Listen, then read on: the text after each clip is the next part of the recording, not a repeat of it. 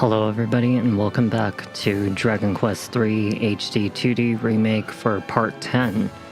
This is going to be second from the final video before the end of the game, and this time we're going to be exploring the second half of the underworld, which is the final chapter. And I actually did some things behind the scenes to actually prepare this video. And it took me only a few hours, but I will actually introduce you to what I have done. But before that, in the last video, I took down Baramos, one of the hardest bosses in Dragon Quest, and he actually is a repeatable boss that appears in some other Dragon Quest games, including the final boss. However, I don't really see Baramos or anything like that in the other Dragon Quest games that I'm going to be playing. He's mostly appearing in ones that I don't play. But aside from that, you know, he was a pain in the butt, but I beat him after the 5th try. I just got a couple unlucky attempts on him, and it's really just RNG based on what kind of moveset he was using. But yeah, he's down, and Chapter 7's over, and now we're here.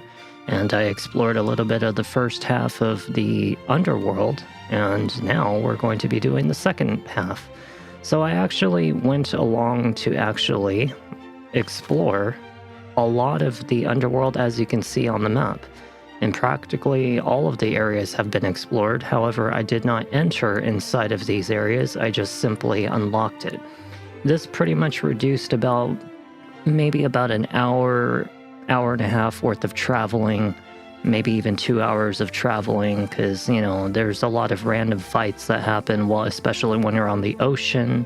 I gathered some monsters for the arena. I actually completed the arena, which is actually the reason why I have 383,000 gold. So I went back behind the scenes to go to some of the arena places, and I was using a green dragon, a chimera, and a merman, because they were the best team that you can have pre-post game. So yeah, now we can just pretty much zoom on through all of these areas without having to traverse between them. There's only one area that I did not unlock, unfortunately, but that's because I'm not able to until I actually have the proper items that are needed to enter the final layer of the game. So we only have, this video and the next video, so we're pretty close to done. Aside from that, I'd like to thank you guys ahead of time for always watching, following, and subscribing to both my YouTube and Twitch channel to help me to grow, and those who have been helping to financially support me on Twitch by subscribing and otherwise donating to my Ko-Fi page, which is linked on both my YouTube and Twitch channel. I really highly appreciate it, because it really does make a very big impact. And I really do appreciate it for those I know in hard times these days. We'll turn this off on the top right corner, and let's jump back into Dragon Quest III HD Remastered. So let's see. Right now I'm in Tantagel, but that's actually not where I'm supposed to be. So if I go down here, there's actually something known as the Craggy Cave. There isn't really anything from what I've researched about the Craggy Cave that's worth going into. It simply has maybe a mini medal inside of it, and it has a couple of cursed gear inside of it, the best cursed gear in the game, which is known as I think it's like something about like the demon sword, the demon sword, or otherwise like the hell sword, and then there's like something else. Is like the best weapon and the best armor for cursed gear, but to be honest, cursed gear is a very big heavy backfire, and honestly it's not ever worth really using it, because it can do things like cause your character to attack its own party members and even be paralyzed or otherwise confused. So it's a big pain in the butt to use cursed gear. I don't really use it particularly. But yeah, I also leveled up some of my characters. They are now in the mid-40s, as you can see. So they're pretty much almost ready. The mage and the cleric are absolutely without a doubt ready. And the hero is about 2 levels away from being ready. And then the fighter is roughly about 11 levels away from being ready, but I don't think I'm going to pursue after the final ability, which is a 100% critical chance for a single target using the fighter. So instead, once my hero is ready, I'm pretty much ready to swap classes. It carries over about 50% of all the stats that I have over to the second class, so it becomes stronger, and by the time I get back to the level 40s, I'll actually be substantially stronger than when my original level 40s were. So that's about it. Alright, so let's see. If we're not going to be going to Craggy Cave today, because I pretty much know that there's nothing worth going into, we have 9 areas left to visit in Alefgard, which is the underworld. And the 10th would be Zoma, which is the final area of the game. And that's about it. So we're going to go to Damdara instead. Let's go take a look at Damdara. So Damdara is going to actually be in page 8.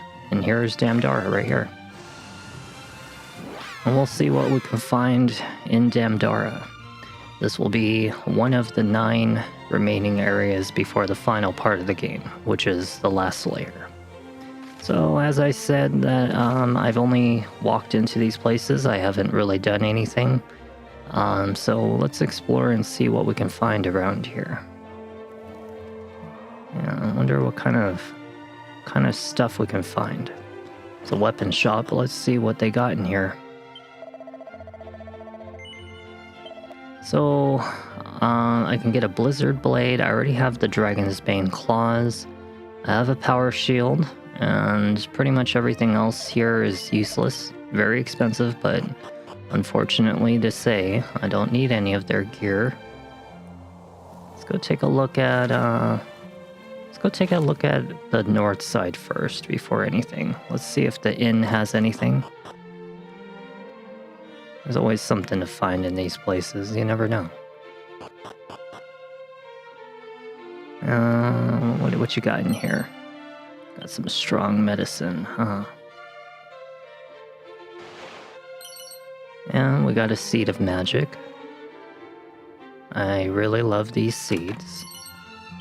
Oh, we got a pair of rabbit ears. Now, I don't know if it changes the character's looks or not, but it would be nice to see a bunny outfit for once. I am Lena, who danced most successfully in the town of Asham. We actually visited Asham a long time ago. Says, I wonder if the proprietor of the establishment where I danced as well. Should you ever meet him, please let him know I'm safe. Alright, so she's basically wanting me to go back to Asham, tell the proprietor she's doing okay, and see how he's doing. But I don't really think I'm gonna go to Asham. I mean, is there really a reason for me to go back to Asham besides her request? Probably not. We're behind the weapons dealer.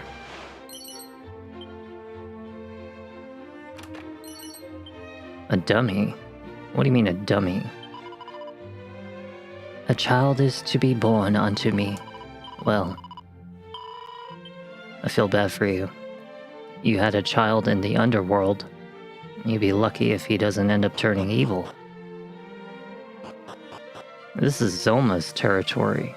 It's strange how, when we're in the underworld, I was expecting it to be all dark and gloomy and, you know, evil, and next thing you know, there's life.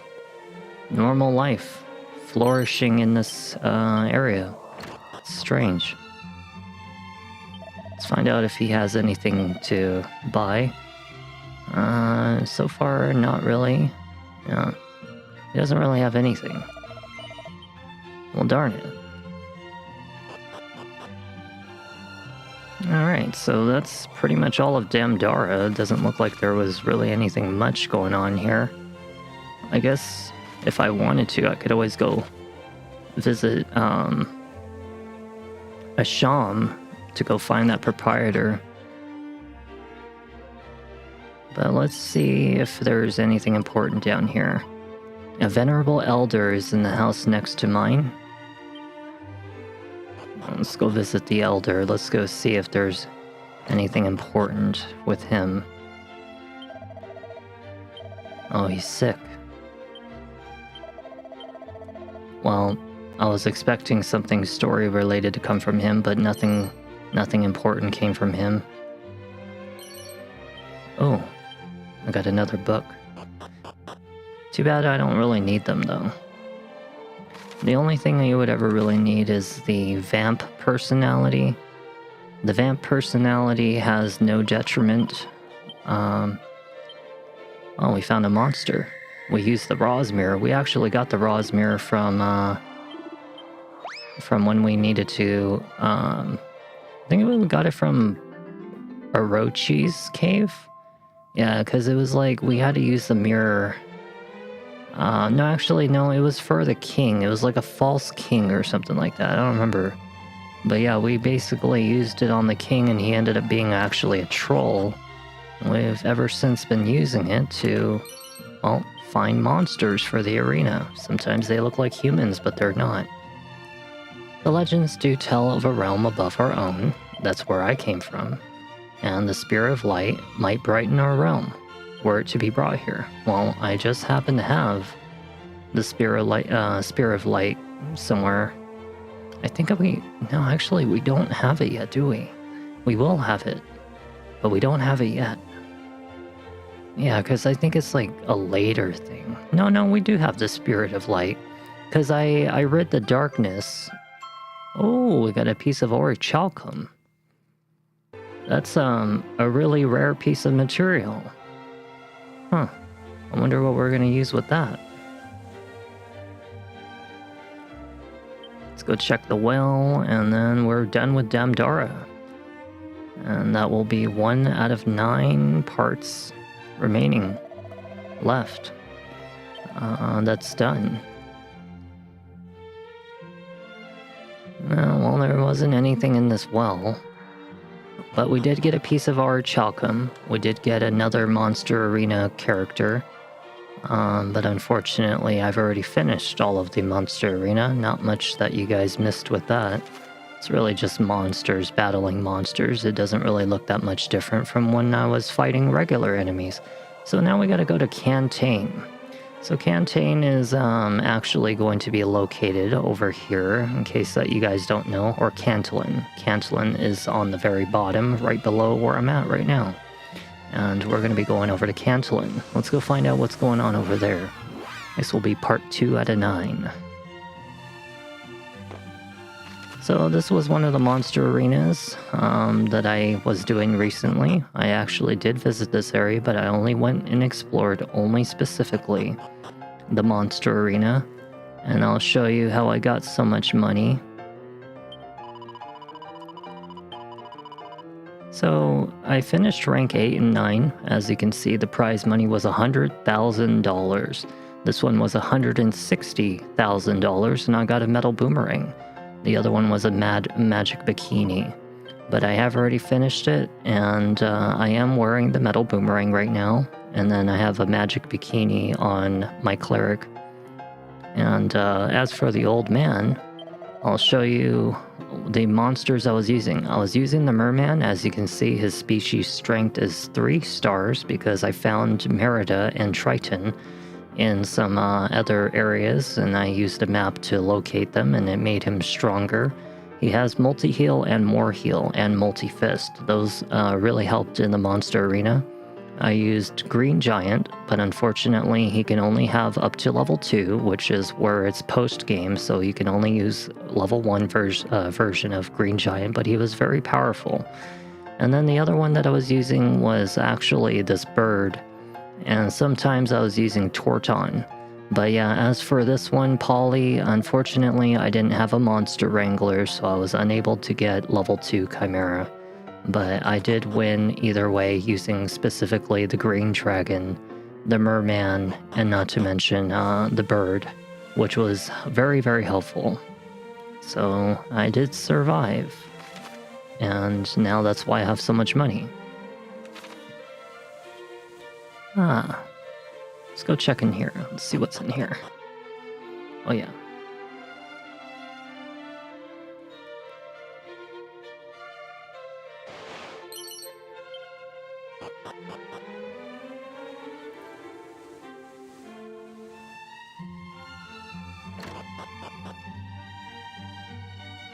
And this is the inn. Only found a kilt. There's some chili peppers on the wall. Mine instrument? 'Tis course the lyre, but alas, my most precious harp of all languisheth in my home of my much missed mother and father. Huh, the lyre. I actually have that lyre. I actually found it in the last video, I believe. It was in the basement. And this guy is either dead or asleep. No, he's asleep. He's just sleepy. He is very sleepy. Okay, let's see. Let's check this one. Let's see what's over here. What do we got going on in here? This bar looks... Is it a bar? I'm not really sure what it is. Looks very empty. Oh, I got something called a party dress. I wonder how powerful that is. Let's take a look. Well, we got a flowering dress. And this one, no party dress here. No party dress here. No party dress here. And no one can wear the party dress. Interesting.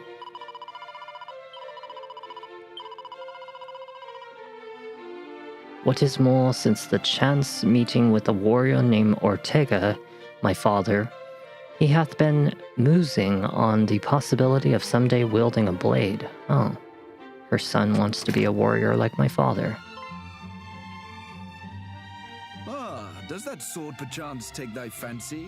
It does, actually. Scant is known about it, save for the fact it was created long, long ago. Even the metal used to craft it is an absolute mystery. I had, at a point, considered using it in the construction of the great statue I seek to animate, but it was not to be. Should thou wishes to take it, then relieve me of the... So you're giving it to me. I got something called a broken blade. Ooh. I wonder what that's for. Guess we'll find out later whenever we get the opportunity. I'm getting a lot of books here. Yeah. A lot of books, but nothing I really need otherwise.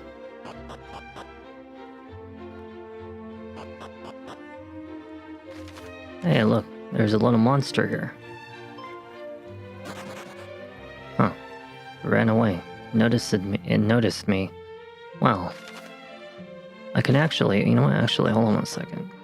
If it noticed me, then that means all I need to use is something that gives me invisibility.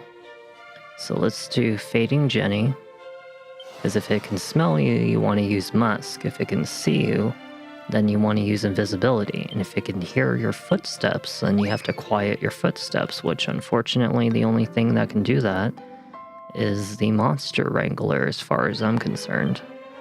I have 30 monsters. Time to pay Monty a visit. Huh. 30 monsters, huh? Well, at 50 monsters, I can learn a very powerful ability. But it's called Wild Side, I think. It basically does a fixed amount of damage based on how many of the monsters you've actually managed to recruit. And, yeah, it's pretty nice. Does insane damage. Alright, well, let's, make sure we have safe passage on.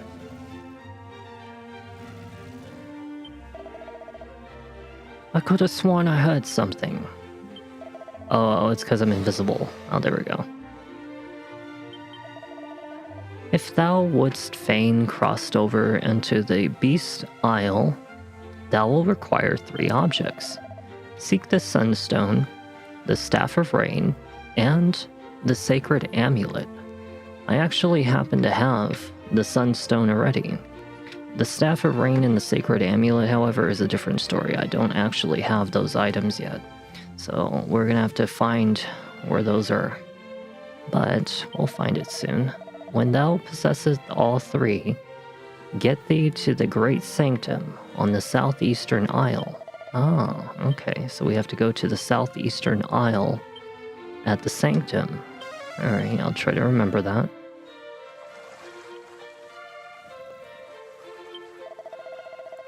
Whilst in Cantlin, thou may hear a strange tale or two.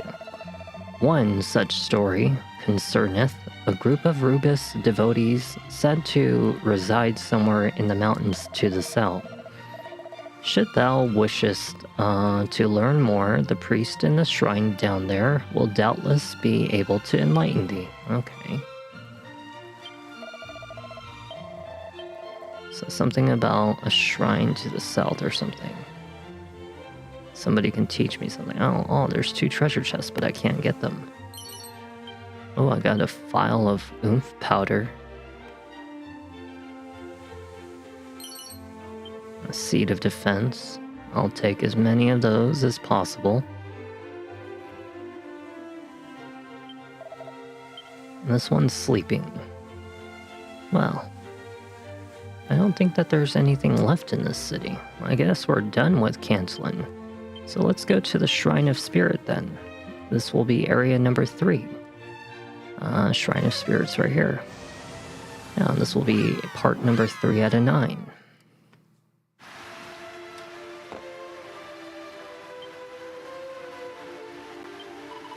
I absolutely hate smelly humans. All except Ortega. That is, he is lovely. I just know he'll give the Lord of the Underworld a thrashing he deserves. Well, apparently my father must be alive.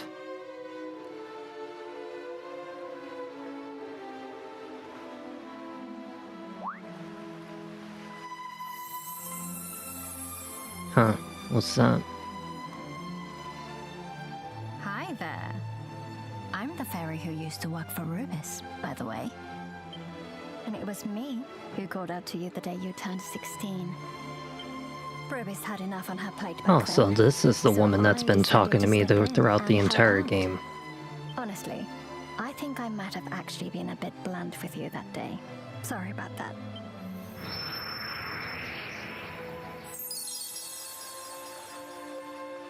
So you're the one No who's hard been feelings? talking Anyway, to me you're like here the now, spirit and from that's far what away. matters.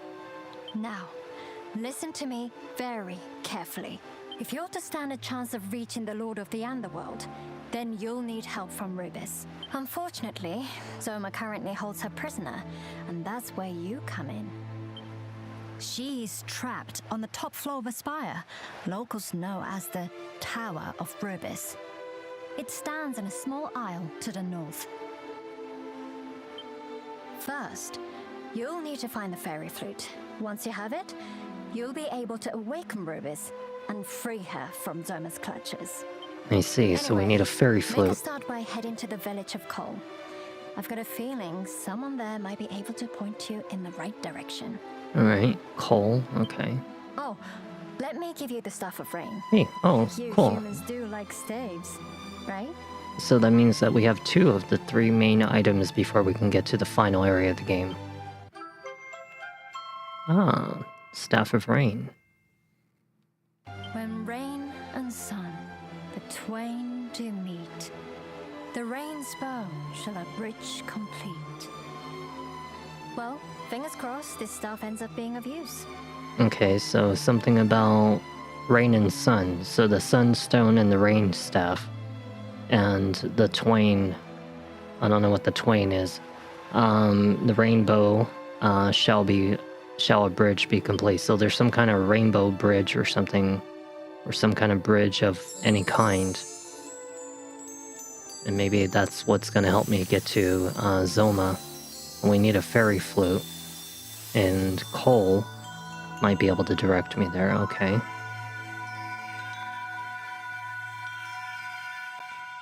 Well, thank you. That was very kind of you.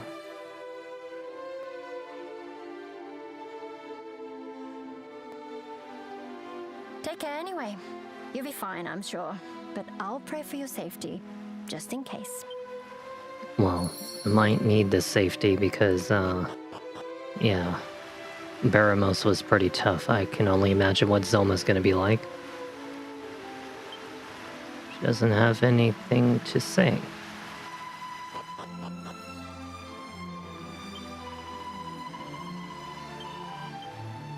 Oh. Alright, well, I guess we're done here. She doesn't have anything to say to me. Never mind, I guess she does have something to say to me. You're Ortega's child, aren't you? I met him once, you know. I was ambushed by monsters, and he came to my rescue. What a kind soul.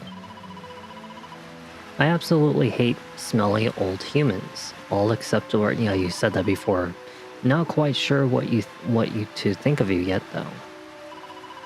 Anyway, back when I met him, Ortega said he had lost all his memories. Yeah, we did find out our father did lose his memories and forgot who he was.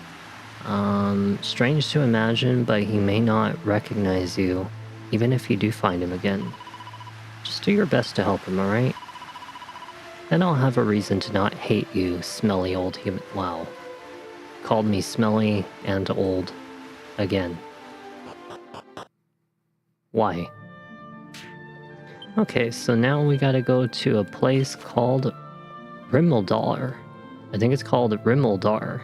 So Rimeldar is actually located right there in the east continent in the letter C, kind of backwards. Kind of almost looks like a bird head that's eating a city.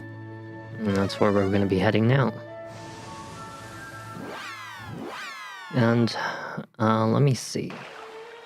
That makes this area number 4 out of 9. So there actually was a monster located right up here. I was traversing trying to look for it when I was doing the monster arena, and it was right there in that little courtyard above me, and that's how I got my first chimera, I believe.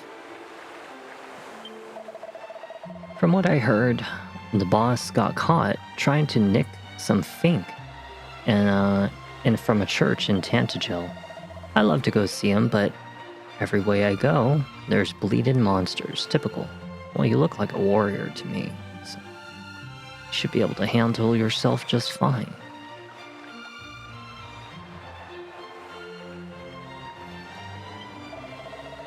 Oh, mighty Ortega, where did thou attempt the crossing to the great fiend's island unprepared?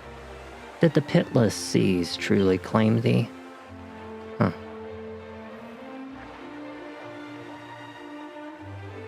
Everybody knows Ortega. Let me see. Well, there's not much to explore in Rimeldar. Yeah, not really much, actually. Nice. And a file of unsealant. The auroral armor dwelleth in the self-same tower where fair Rubis doth sleep, or so it is told. Ah, auroral armor, you say.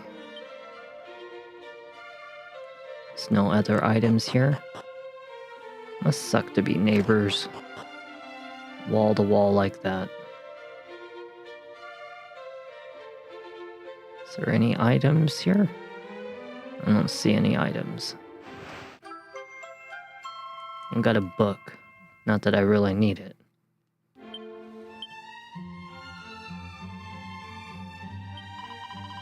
Sacred amulet serveth as proof of Rubis's abiding love for all mankind. Let every soul in Alefgard give thanks unto her.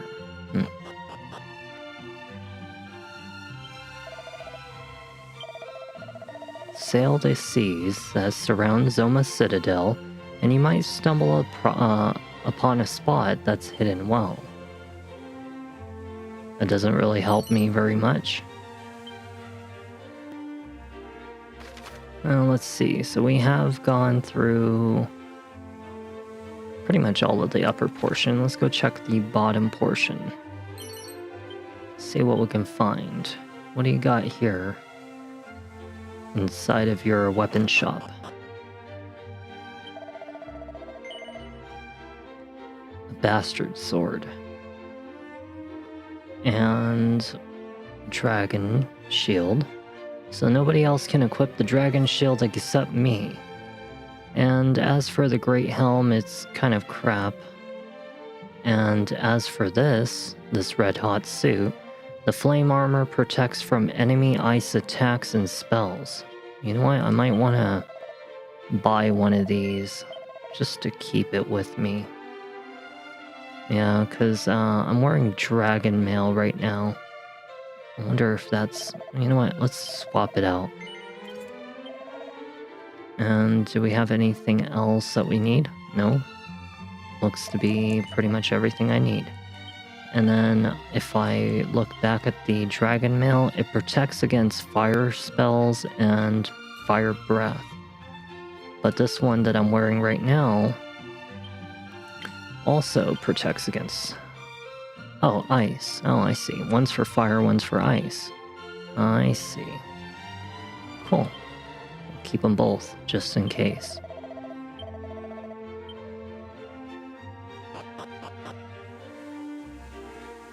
Now let's go take a look at the inn. I don't know why this door is locked over here. An item of great value lieth among my belongings in the inn. 'Twas entrusted unto me by mighty Ortega himself. Thinkest thou it be mistakenly discarded? Huh. So let's go grab it for ourselves. It belongs to me now. A restless heart. What's that do? Restless heart. Sounds like... it gives 3 defense and the plugger personality, so it's a piece of junk, basically. It looks as though I won't be able to get to that treasure chest. How do I get there? Maybe we can go around.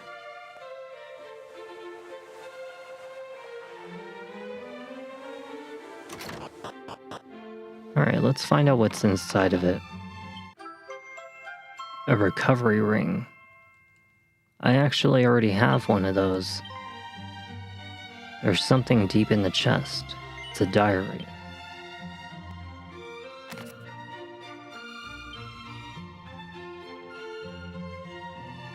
Even though I haven't a clue where I come from, I still see a place in my dreams that feels oddly familiar.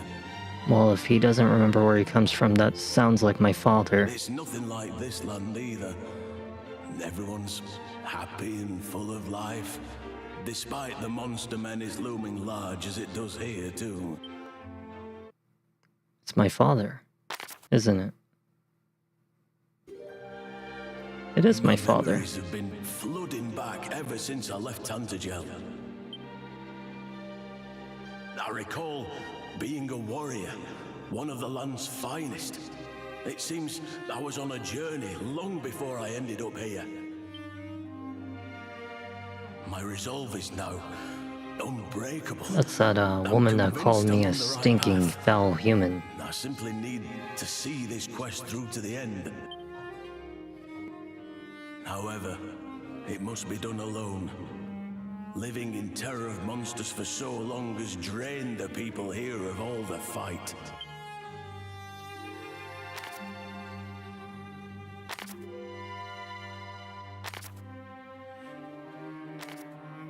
There are still a few people whose faces I just can't seem to remember. Like your child and your wife. You know, your one and only daughter. An old man, a kind woman, and a newborn baby. Perhaps they're my kin, or simply those I once held dear. Sad that my own father doesn't remember me. Family, then how they must resent me for choosing this journey over them. But I don't think I would have done things any differently, even with my current perspective. Well, somebody... Regardless, there are more important things for me to be getting on with. The small matter of ending the Lord of the Underworld, for one. See?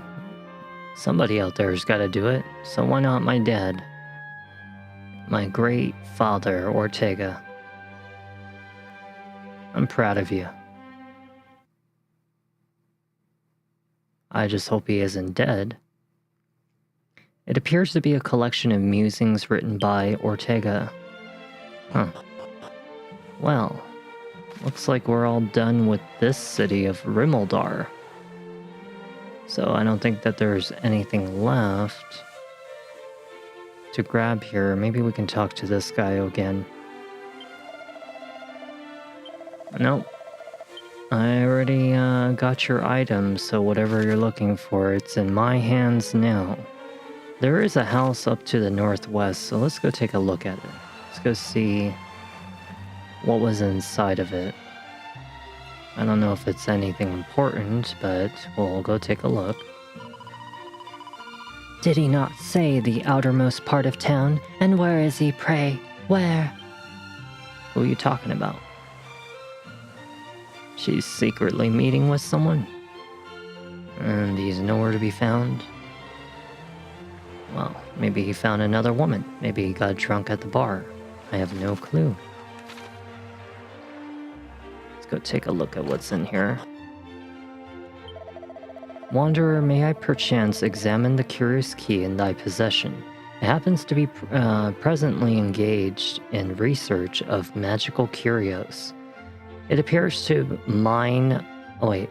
And it appears to mine eye to be most magical indeed. Ah, so I was correct in my assumptions. Now pray allow me a closer inspection. Curious indeed, but of course, how cunning. My thanks, friend. Well, I'm glad that you liked it. No harm done taking a look. Ooh, another phial of Sage's Elixir. That heals about 80 MP, which is pretty good. Alright, so we're pretty much done here as far as I'm concerned. So let's go to Call. Call is going to be right here, up on the top right. In case that you wanted to know where it was.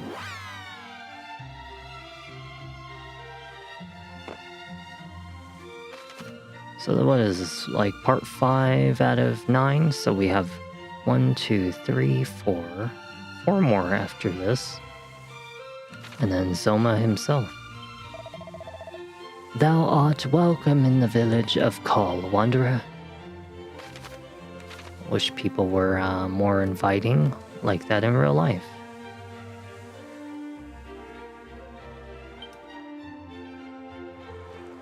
Is there anything in here? Nothing in here?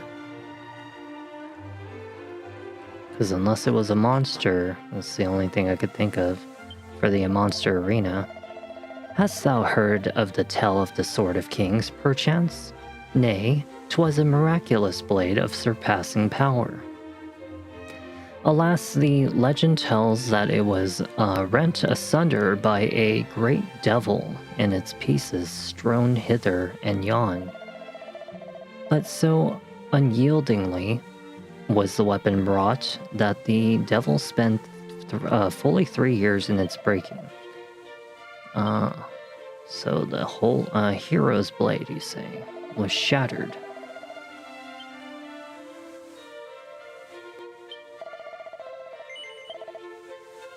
Ooh, Sage's stuff. Heals allies when used as a weapon. I mean, yeah, used as an item. Oh, we should buy one.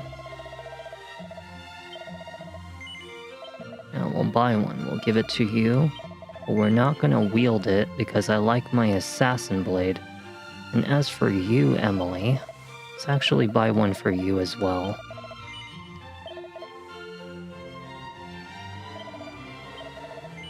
And we will not wear it yet.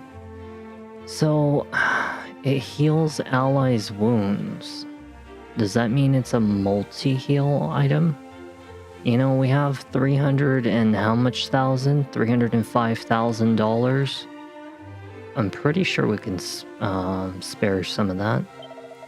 We can buy a shield for Emily. Emily is using a silver shield, so the mirror shield should be good. And let's buy, well, I can use a Dragon Tail Whip for myself. Deals decent damage to enemies from the dragon family. Or, I wonder if I should buy one of those. I don't know, maybe I might. If I come up against a dragon someday, I will actually hold on to it for that time. And I'll wield it when the time is needed. Let's buy a sage staff for my party members. Let's put one on... Let's put one on you. So you can kind of... Yes, I do still want it. That way, in case that I need extra heals, I always have that item to use. I don't know how useful it is, but we're about to find out pretty soon. And, let's see, dragon mail, we'll put this away. We don't really need the moonwort herb. And as for anything else, sage's staff, somatic staff. I don't really think I even really need the somatic staff. Maybe we might just wear the sage's staff. Let's just equip that. Let's put the somatic stuff away. I don't really use it. And as for anything else, we're pretty good. Somatic staff, I'll get rid of it. We'll keep the sage's staff. And let's go take a look in my bag. I do have a couple elfin elixirs, so we'll put one on Sarah. So that way she has a full heal, or full MP. We'll put one more on you. And then let's put one on my hero. And that way we have that. And as for Sage's elixir, we can kind of just hold on to this for whenever we need it. There we go, all organized, nice and neat. And let's take a look at those seeds that I found earlier. Let's give it to me. And as for defense, let's put it on Lotus. Keep everybody kind of balanced. Let's put wisdom on. Let's put it on Lotus, even though they don't need it, but wisdom does help them to learn abilities. As for agility, well, slowest character right now is my Emily. And as for magic, well, let's put some MP on Lotus, because they use a lot of very powerful moves, but it costs a lot of MP, and I don't like them running out of MP too quickly. Let's see. Let's go to the southwest. Or actually, you know what, let's go to the northeast. We'll check here first. Oops, that was my bad.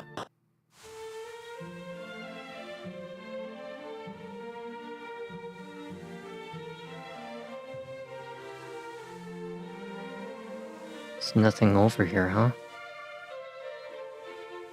They do have an inn over here. It doesn't look much of an inn. Looks more like a house to me.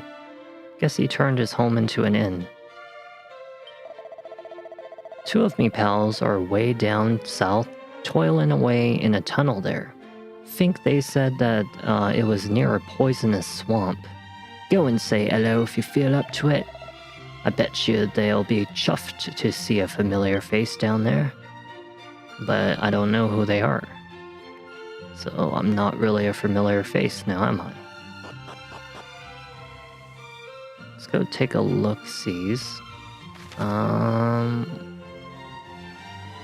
We'll go there last. So let's go to the south.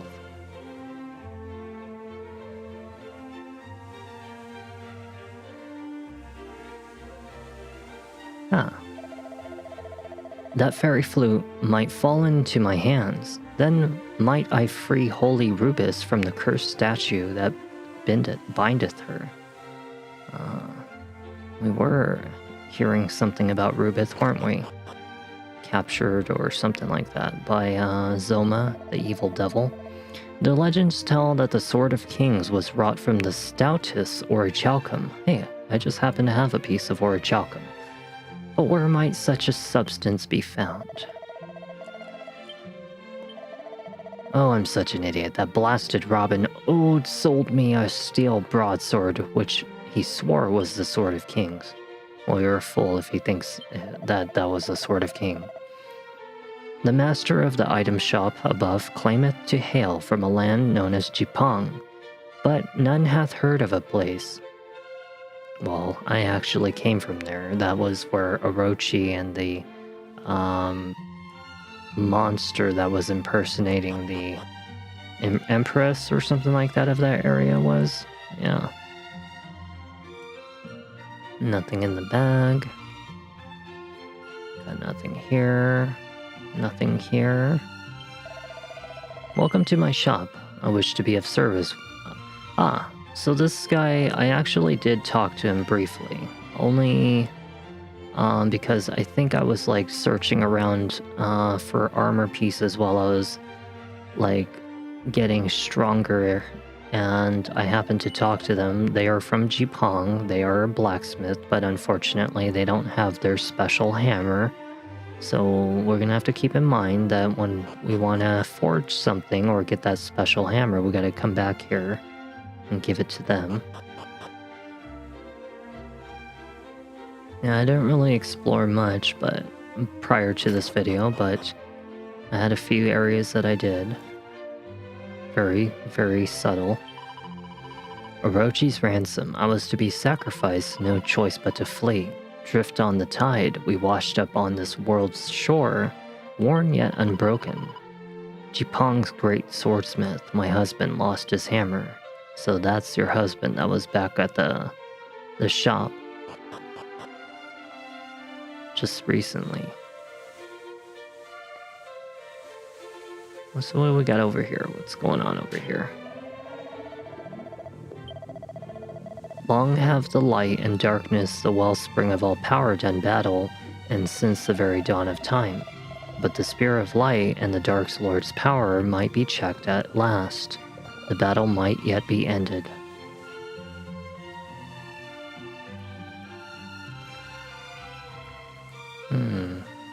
Well, I don't see any items here. Except some dirty old man.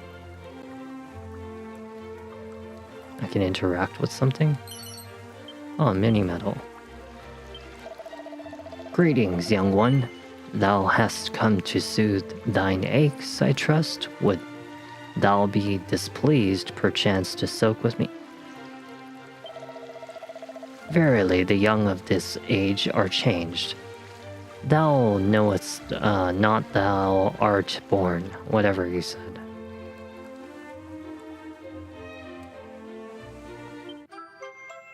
Hey, we found the fairy flute. Wow, it was just sitting here in the middle of nowhere. Oh, okay. We have it. Oddly. I wasn't expecting to just suddenly find it on the ground. Next to an old man taking a bath at the hot spring. That's weird. Okay, so now we gotta go to Quagmire Cave. Quagmire Cave is going to be area 6 out of 9. So 1, 2, 3, 4. No, there's 4 left. So this will be, 4 more things left to do. We've got Quagmire Cave. Well, Quagmire Cave is actually located right below where I'm at right now, at the edge of the continent on the northeast. So let's go take a look-sees.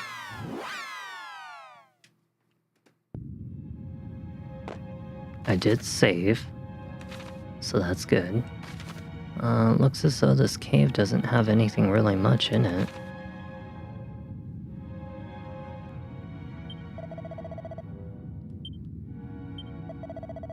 We dig a tunnel that others might pass more freely through this land.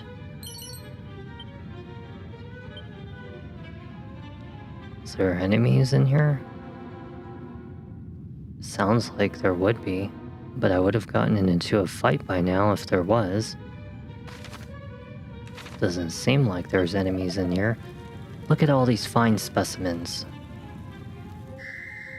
the Ra's mirror turned him into the real person. Ah, so I got another person for the monster arena. That makes 31 so far that I've found. Hagatha. Well, I highly doubt Hagatha is going to be that useful at the monster arena. Witches are not very powerful. Just a minute. I've seen that mug before. Fancy bumping into you in this of all places. As you can see, I'm not exactly living the high life lately. Makes me miss the good old days when I've got to go on adventures with the boss. Come to think of it, there was one last place we was open to pay a visit before we wound up here. The spot was called Gaia's Navel. I actually came from there. Some couple videos ago. Black bandana. It's unfortunately not that good. Oof, me bark and shoulders ain't up to this. Wish I could go back to stealing things.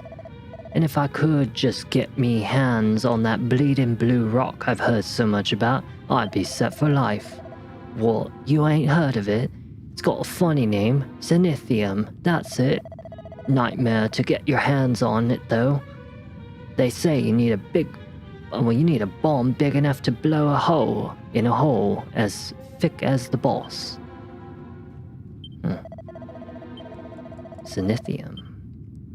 I actually remember reading about that. I actually know where that is. So you remember a while back, some few videos back ago, there was a tower that I came from.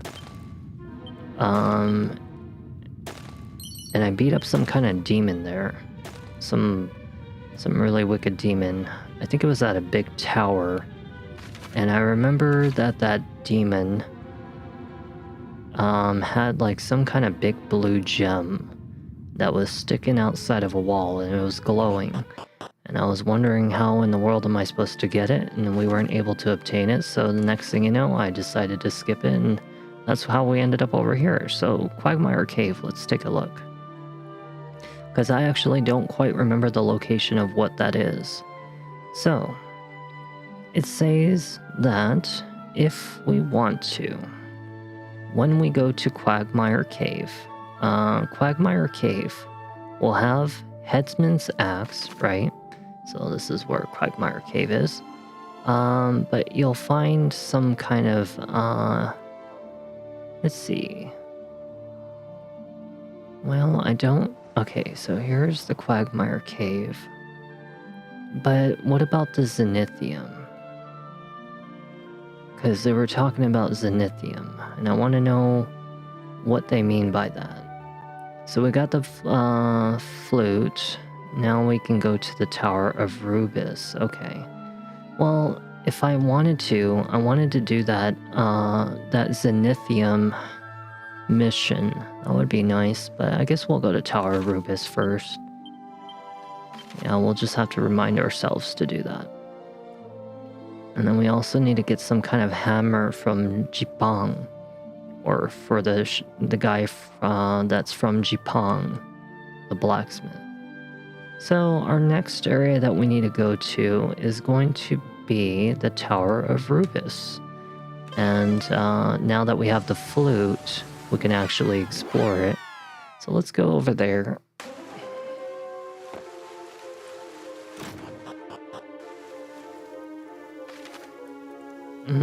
Let's see. So I explored the courtyard of the right side, but not the tower of the right side. I actually came here only for a brief moment to pick up a monster for the arena, which was on the left side where the yellow dash is. But I did not explore this otherwise. Got some enemies here. See how strong I've become. Let's do a Crackle and Kaswoosh.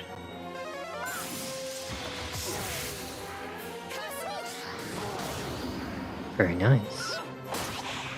Ooh, my boomerang deals a lot of damage.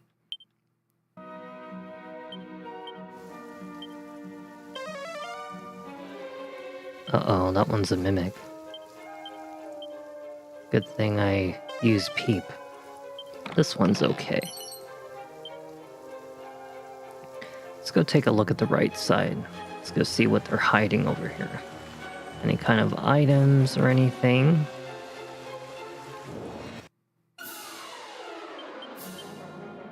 Crackle, Kaswoosh. Nice. Oh wow, they use ice. Damn, Kaswoosh did pretty good damage, not bad.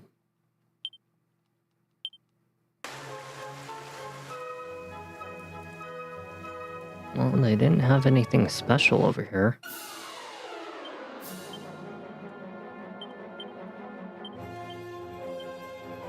Guess we can just Kaswoosh. Wish that the cleric had some other things.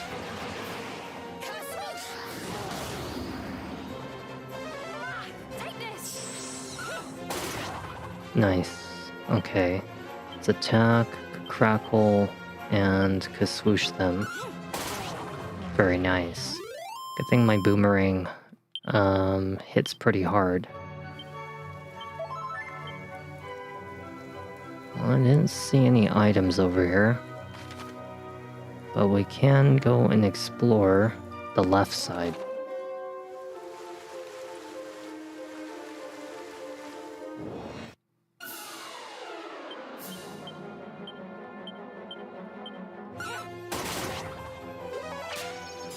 Oh, they have multi-heal? That's not good. Very nice.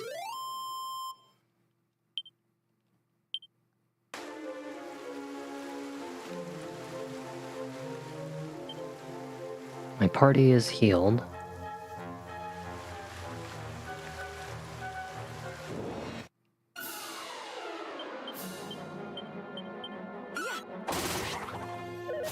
I'm glad that Ciri's gonna be able to hit first on some occasions. Usually Ciri used to be very slow. Very nice. It's because I've been putting those agility seeds on my grill.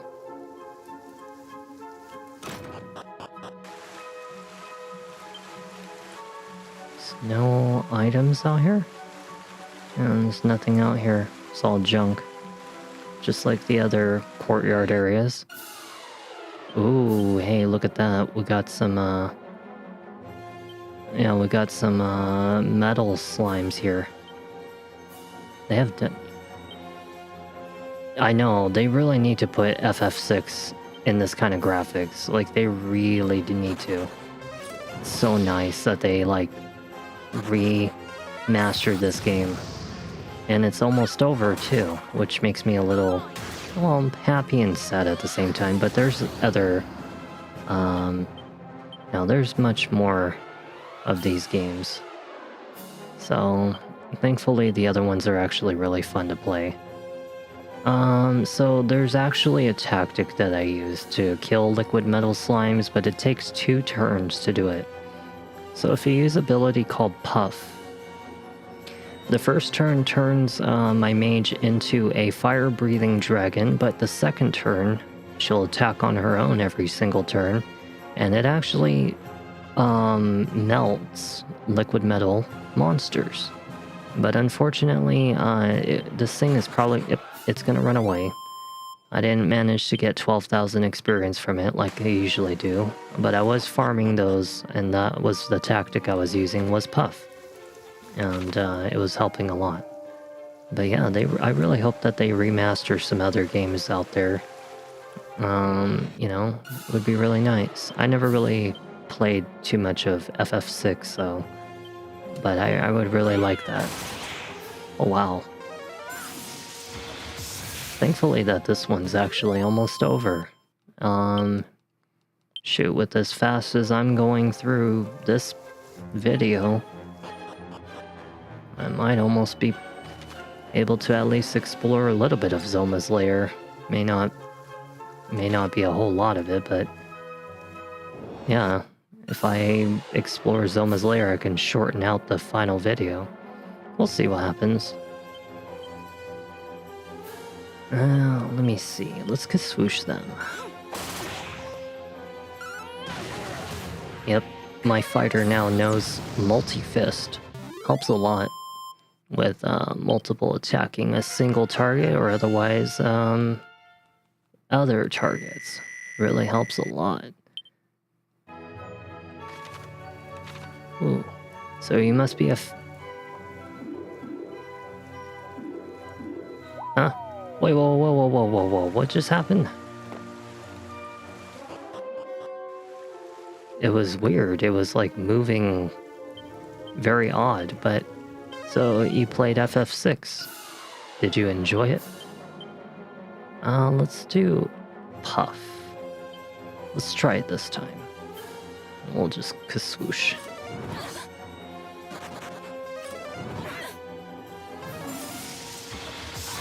What the... what?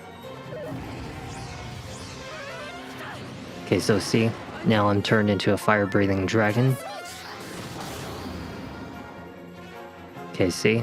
And then she's going to attack on her own, so if I'm lucky, I'll be able to kill one or two of them.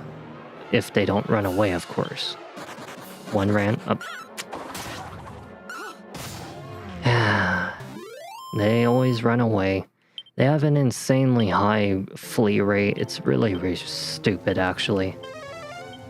I hate it when it happens like that.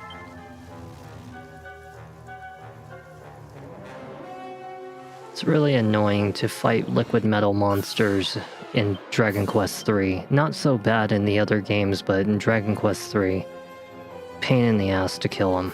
Let's just use Kaboom and Kaswoosh.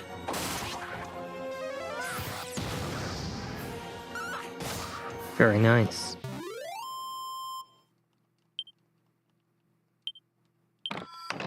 Well, we get a pouch of musk. You remember how I told you earlier that if you're finding Monster Arena monsters and collecting them for the Monster Arena or the Monster Wrangler, which is a class in this game, you would use Musk or the Fading Jenny, or you would have to use the Silencing Your Footsteps ability. It's the second best JRPG with Chrono Trigger, one of those old games. I actually watched some of Final Fantasy VI, and I know a little bit about, like, what it is. I've seen my ex-girlfriend play it before, but I didn't really, like, get, like, too into it. Probably because it was, you know, very, very outside of my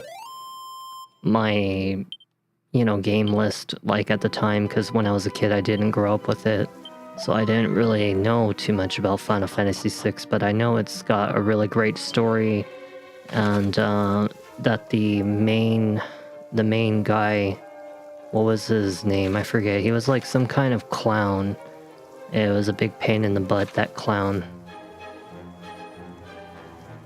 He was very powerful. Very, very powerful.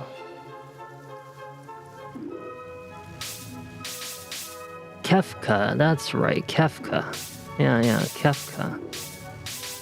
Okay, so let's see. Yeah, I remember he was like all the way up to like the end of the game, actually, I think. Yeah, because I remember her playing it. She beat him, obviously.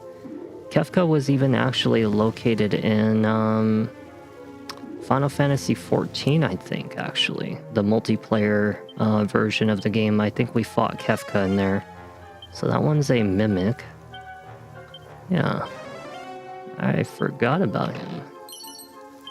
Surprising that's like one of the first things I remember about Final Fantasy VI besides the main character, who happened to have like a really pretty 3D GIF or GIF. I don't know if people call it GIF or GIF, but it's yeah, it was really cool seeing her. I forget her name though. I think it started with a T if I'm not mistaken.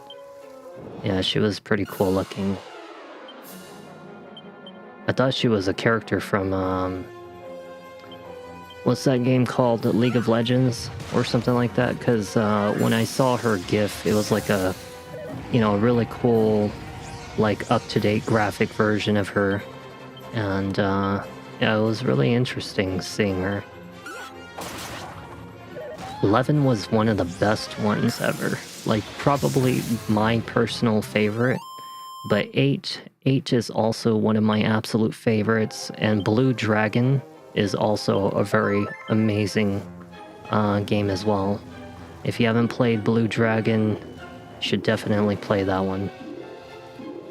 So down goes right, up goes left, left goes down, right goes left. I see.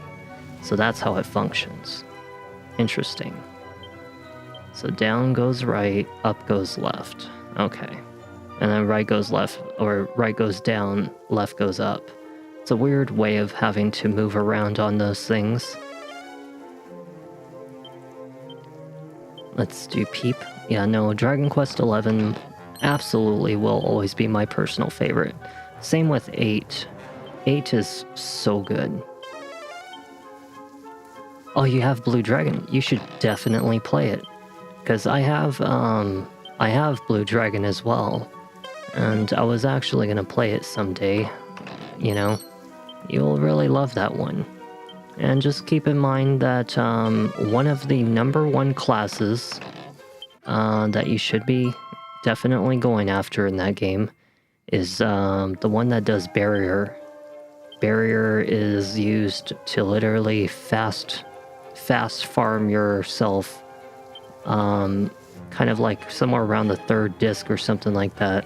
You can literally farm the living crap out of all your classes to 99 about every hour. It's like an hour and a half it takes per class, but you can level 99 all your classes, and it just makes your characters stupidly powerful. I mean, like, ridiculously stupid powerful, almost exactly like what I just did recently off of Lost Odyssey when I finished that one. Yeah, and yeah, Barrier is a super important class. Do not skip out on that one, because it has an ability that allows you to just walk on the field, and you can literally just blow an enemy out of your way by walking into them with the bubble shield, and it's like a barrier shield, and it gives you SP, which levels up your classes. And if you just do that by farming in this one area in the game, there's going to be like a shit ton of little poo monsters or something. There's going to be hundreds of them, and you want to just like walk around with your barrier and just kill them all. 2 SP, 2 SP, 2 SP, 2 SP, and just do it over and over, and next thing you know, your characters will level 99 itself in no time, and it just makes the game a lot easier to go through. I need to swoosh theme. Very nice. So let's see. Tower of Rubis, Sanctum, Talantir Tunnel. And then after that, that's it. So we're on the 1, 2, 3, 4 last 3 areas of the game. Sorry, last 3. And that's it. Game is over at that point. Well, let's see. Is there anything down here? Let's go take a look. Yeah. I'm bursting through these RPG games so fast, it's quite ridiculous how quick I go through them. I can't believe I go through them this quickly. I mean, if I was strong enough, I could just beat this game in this video, but unfortunately, I will not be that strong enough to be able to do that because unfortunately my characters will not be strong enough to handle Zoma. Not unless I was to drop the difficulty in the game, which will absolutely 100% guarantee that I'll beat this game if I was to explore Zoma's Citadel in this video. But it would defy everything I've done, all the hard work I've put in, just to cheese it at the end. Because, you must play Final Fantasy X-2 for who played Man JRPG. I think it's an amazing game. Final Fantasy X-2 was pretty tough. That was a very tough game. It took a very long time to beat that one. Very long time. There were some very concerningly strong enemies, bosses especially, in that game. And it was a lot of spear hunting just to get Shujin back to life, or something like that. It was Shujin or Titus. But yeah, it was a lot of work. It was a hell of a lot of it really was absolutely very difficult. But if you truly want to master the hardest RPG, JRPG in the world, The Last Remnant is the way to go. I beat The Last Remnant many years ago, behind the scenes. It took me 3 months of proper strategy and timing to really beat that game. I mean, it was very hard to do. Extremely hard to do. And it wasn't 3 months straight, it was just me doing it intermittently, playing it on and off, but it was a big royal pain in the ass to beat The Last Remnant. That game traditionally cannot be played. It can't be played the same way as any other RPG. You can't just grind and expect yourself to get stronger in that game. It's actually like probably by far the #1 ranked hardest RPG I've ever seen in my life. I've played 3,000 games in my lifetime. I've never seen an RPG become so difficult besides The Last Remnant. I mean, people can try to say Fear and Hunger is hard, they can say that Dragon Quest is hard, they can say Star Ocean's hard, you can claim all kinds of things, but nothing will ever compare to the ridiculous difficulty and extreme lengths that The Last Remnant was. It was insane. Shin Megami Tensei, I've heard of that game, but I have not played it myself. But if you can, level up like the traditional way by grinding in order to get stronger to beat that game, then it definitely means that it cannot be harder than The Last Remnant, because The Last Remnant is not a game that you can just grind and get stronger. It needs to be very meticulously planned just to beat it. Yeah, you should definitely take a look into The Last Remnant. Play the Xbox 360 version, because they nerfed the game in the PC version. Yeah, they nerfed it. It's not as hard as the one on the Xbox 360, which was originally how stupidly hard it was.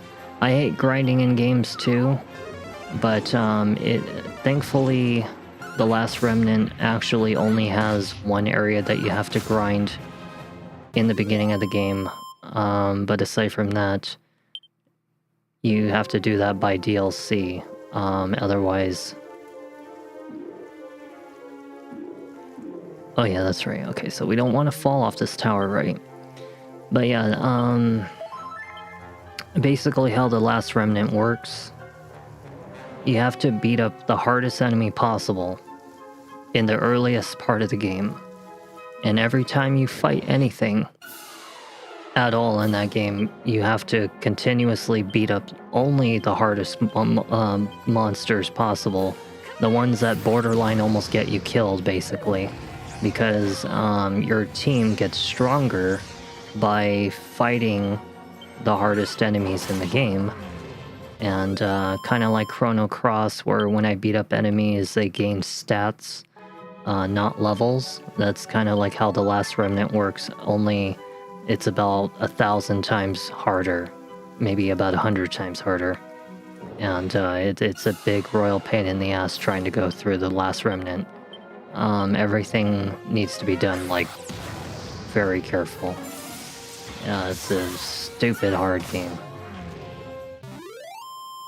If you if you only fight the weakest enemies or even normal enemies, you can wall yourself very, very badly in the game, because the stronger you become in the game, the stronger the enemies become in the game.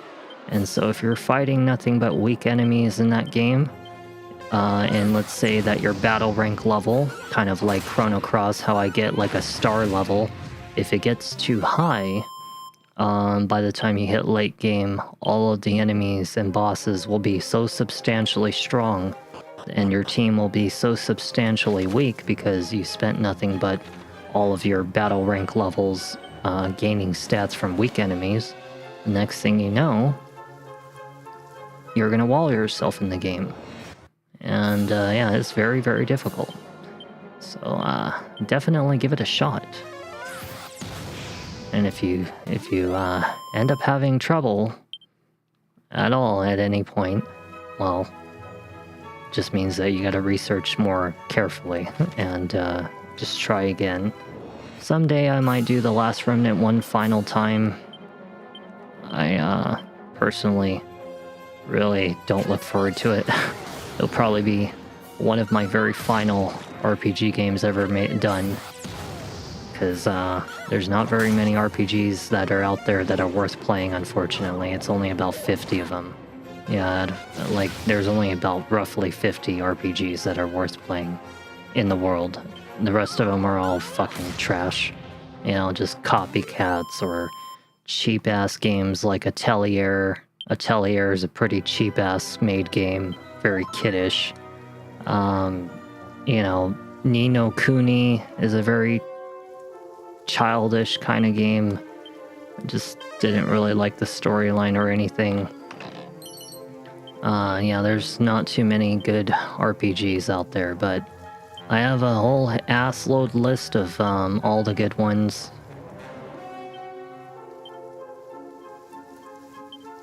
Surprisingly, that piece of armor that I have can't fit on anybody. I don't see it anywhere on this list, surprisingly. Huh. Yeah, no, I would understand. I heard that Sekiro is annoying as hell. I've beaten Dark Souls 1, 2, and 3 very easily, actually. Yeah, Dark Souls is, for some reason, Dark Souls is one of the games that I can beat very easily. Bloodborne, I'm just out of practice. It's been 9 years and I don't remember anything about it, really. So I kind of need to kind of re-knowledge myself in the game.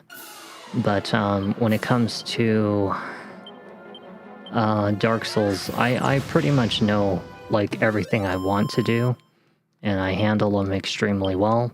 Even Elden Ring, I beat like 70, 80% of all of the game without leveling up anything. Like, I was still using very standard gear since the beginning of the game, which was the Prophet's equipment, and the Storm Cloak, like, you know, basic equipment. And I beat up, like, pretty much almost to the near end of the game, actually, without doing much else. And it wasn't until, like, that late game that I suddenly walled myself in there, that I finally had to start, you know, boosting up my skills and everything like that. It was a learning experience. Please don't run away.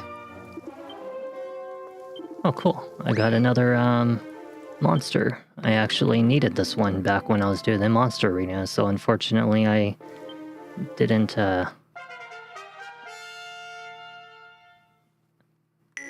Melania, I actually, knew a tactic to cheese the shit out of her in probably about 30 seconds.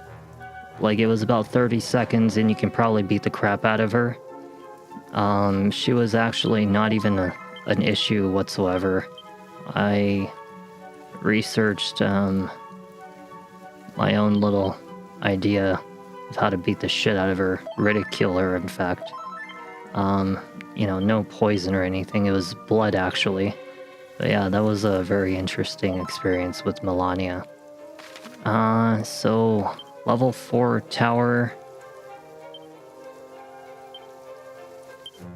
I'm not sure what's going on with the outside part. I think I'm supposed to jump out the roof right here. And then I end up over there, and then I can climb up and down the stairs, which goes to the top part. The one that looks like a, kind of like a barbell. It took 2 weeks to best her. It took me the first 2 tries. Yeah, 2 tries only. Yeah, it's because, okay, so what was it? It was right goes down, left goes up goes left. Okay, so up goes left. Up, okay, so up goes, now up goes right. So, down goes left. So, if you actually want to know what the hell I did to cheese the shit out of her, there was this, fuck, what the fuck was his name? There was this, piece of equipment that I had. It was like a staff, and you actually get it from one of the late game bosses. I can't remember. He was summoning blood all over the place, this guy. And he has a staff that he drops when he dies. That staff, and then there was some kind of like orb that you would wear on your left hand that would actually increase the power of spellcasting or otherwise blood techniques. And then I used a ring that would help with like bleeding. It was like a very specific build that I used. I would have to look at the names of the items and stuff like that on my Elden Ring account. But yeah, you basically walk up to Melania, you summon, you know, like somebody that can distract her, like somebody tanky, you know, somebody with like 2 shields, or even the archer girl. And when Melania's distracted, you walk up to her and you just shake the staff like this. And literally, it causes blood to just fly everywhere. And next thing you know, she just fucking dies really fast. Like, it just like chunks down her HP so quickly that within like probably 20 seconds, 30 seconds, she's down. Like, and it's so easy to embarrass her. Yeah, it was a very interesting experience doing that. So I think it's down. Ooh, down. But yeah, just that was the tactic I would use. Let me see. One day I'll do an Elden Ring playthrough all over again, you know. I think I really still want to play Bloodborne, I'm not gonna lie. I'm like, although I'm out of practice with it, out of knowledge with Bloodborne, I really do want to play Bloodborne again, because I actually really liked that game. I just need to remember things, and the last time I attempted the video on Bloodborne, I had a flopped introduction because I forgot that I left my microphone on mute for like the first couple minutes, so I missed the introduction. And at the same time, I kind of messed up my build like very early in the game because I like using the threaded cane. I'm not gonna lie, it's one of my favorite weapons, but I also like using the Kirk hammer, which is a strength-based weapon. And that's a very early game strength-based weapon, and I was kind of using a strength build in the beginning while using the threaded cane, so I kind of walled myself a bit where I didn't really have enough damage to deal without spending hours wasting grinding to get stronger for, you know, beating up the cleric beast and shit like that. I love the Kirk hammer. Kirk hammer is such a great weapon. I really wish that they would have allowed us to use the whirly gig saw, but it's a DLC, and I don't think I own the DLC. Yeah, I would have loved to have gotten my hands on the whirly gig saw, because I would have really enjoyed using the whirly gig saw like early game throughout the rest of it. I wasn't really a fan of Ludwig's great sword. Just wasn't really something that I really liked. or it was like Ludwig's Holy Blade or something like that. I just wasn't really a fan of it. And I don't really like clunky weapons. And at least the Kirk hammer is really fun to play with. Hits like hell, almost like the Demon Hammer. Yeah, it's not that I didn't get to play the DLC, it's just that I don't own it, because my brother, well, he wasn't really my blood brother, but he looked like Harry Potter when I first met him, and, you know, he would play Dark Souls, like, non-stop, and I wasn't into the Souls games at the time. I actually never really got into the Souls games until I, you know, kind of just sat there watching him for a while. And I watched him for a very long time, and yeah, because of him, that's how I got into Dark Souls, so... so that's how we ended up over here. I see. Okay, so we did have to fall off the tower. But yeah, I eventually mastered... I would want to say I mastered, like, most of Dark Souls 1, 2... 3 I only beat once, so I don't really... I have a whole, like, list of notes that I wrote down while I was playing the game, but I mostly get lost in those games because I forget, like, where the hell to go. And that's often why I have to kind of look at check marks to kind of lead me to where I need to go, like a sense of direction. Because the one thing I hate doing is getting lost in a game like that, because they don't really have a good sense of direction. Yeah, it's annoying. But, yeah. I've never played Sekiro. I own it. It's actually on my left side as I speak. But, I've never played it before. I was gonna save it for a proper time whenever I could. Oh, good. We get to at least keep one of them. So watch this. This is what happens when she summons the breathy dragon move. Okay, so watch. Sarah's about to breathe flame, see? 216 damage, so when you use that spell Puff, the first turn turns her into a dragon, the second turn she breathes flame, so hopefully the metal slimes don't disappear, and I get a whopping 25,000 experience for that. So that's the best way to really kick the crap out of them. Because even the metal boomerang doesn't really do too much. And yeah, you could have Falcon Blade and an Assassin Dagger and all that other shit, but it doesn't really help that much. Not as much as you would think. So yeah. But yeah, that's what I was doing behind the scenes. Not here, but, you know, on a slime island here in Alefgard. And, that's why I farmed the Metal King slime. Metal King slime really helps a lot. So I think, okay, so up goes left, down goes right, okay. And then, we want to go down.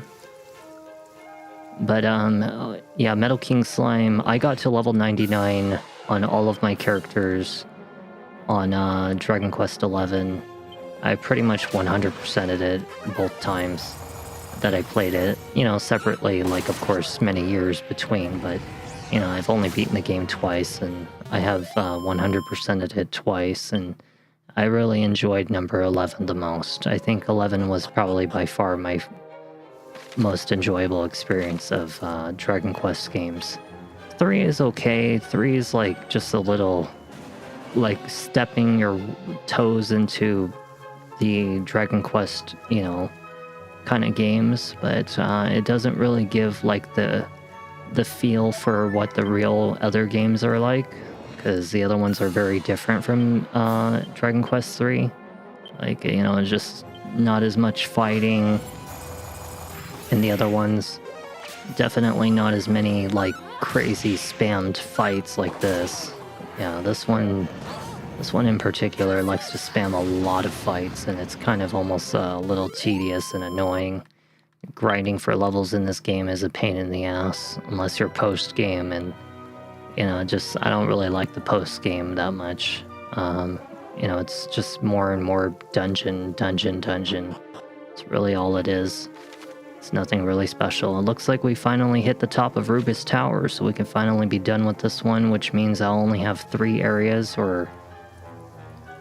Nope, 2 areas left to go in Alefgard, and that will remain only 1 final area left, which is the final boss, which I don't think I'm going to be doing in this video, because I definitely would not be strong enough to handle Zoma. Please don't kill me. That was insanely close. I could have easily died there. And that could have, like, probably ruined everything I did in this dungeon. So I really need to be careful about those enemies. That was a little scary. Too close for comfort, if you ask me. If you haven't played Dragon Quest VIII, you really should. I think that that one had a very powerful storyline, like especially if you love number 11. And Blue Dragon, I would play as your final Dragon Quest game, because, you know, it's really fun, but it's also quite lengthy. And it had a really great story, of course. And if you like Dragon Ball, well, you're definitely going to get your feel for the Dragon Ball in that one.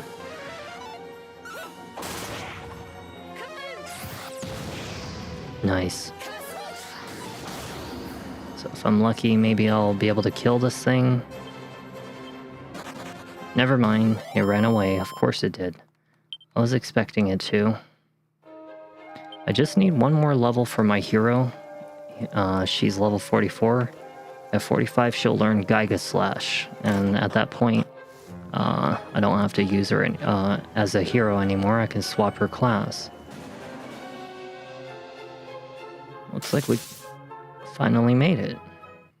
I must admit, I was not sure you would make it here. Most impressive. Please tell me that I'm not fighting Baramos again. I would really like to not fight Baramos again.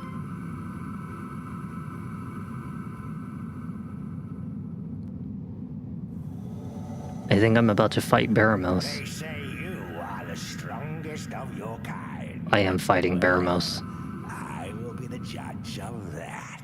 Well, I am stronger than last time, so... With the Lord of the Underworld's mightiest servant. Do not perish too quickly now. Shit. I have to fight Baramos again? And this time he's got some help with him. Oh no. I really did not want to fight Baramos again. That's horrible. Guess we will have to do oomph. And we will protect ourselves from breath attacks.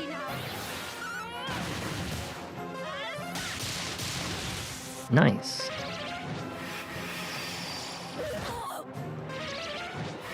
I don't know, maybe Baramos won't be as strong because I'm a lot stronger now than last time, so who knows? We'll maybe be able to kick the shit out of him this time. Let's do a kaboom. And let's do Magic Barrier.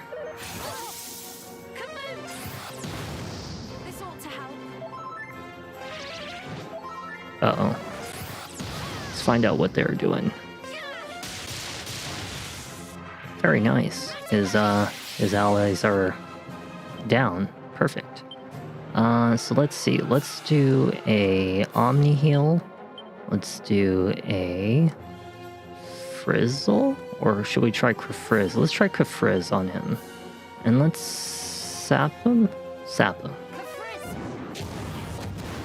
131 damage, not really that good. Very nice. Well, it seems Baramos has gotten a lot weaker because, well, I'm so much stronger now, so seems like I'm kicking the crap out of him. So let's try Falcon Slash. Let's do oomph to Ciri, and then let's do a, I don't know, what should we do? Let's cure the MP of my ally, so let's use an Elfin Elixir on Sarah. Very nice. That was some good damage right there. Ooh. Hey, Baramos is already in yellow. That's pretty damn good. That's actually really good. Let's do an Omni heal. Let's do a Crackle and see how that hurts him. And then let's do a... So we have Magic Barrier. Yeah, because my allies do have... Well, actually, maybe we should bring up Magic Barrier again, because it looks like it's missing. So let's do Magic Barrier. Oh yeah. He's nowhere close to as strong as the last time I fought him. Because I fought his, well, living soul. Not his soul, but his living soul. Yeah, he's already red. Jesus Christ. You have gotten weak, my friend. You have gotten very, very weak. 142 damage, that's okay. Damn, Baramos, you, did not put up a fight like when I first fought you in the last video. I whooped the shit out of you. And I whooped the shit out of you for the second time in a row, but this time I whooped your spirit, not your physical form. 15,000 experience. No, surely not. A mere human could never possess such formidable might. Well, I am pretty strong. You, not that axe-wielding brute, but you who slain Baramos. All is clear as crystal to me now. Oh, yeah?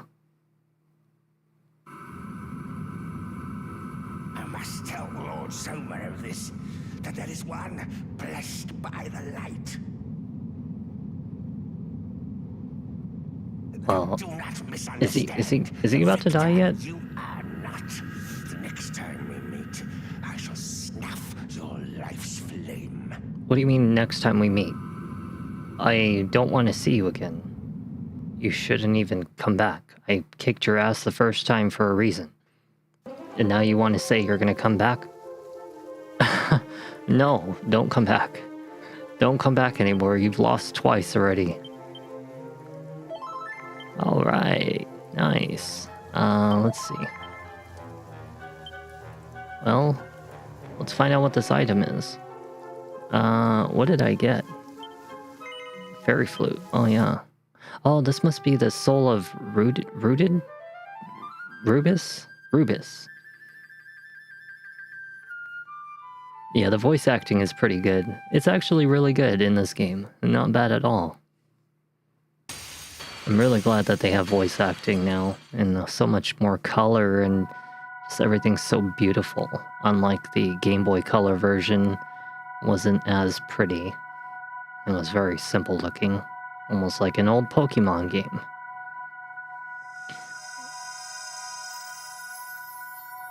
I like the old Pokemons though.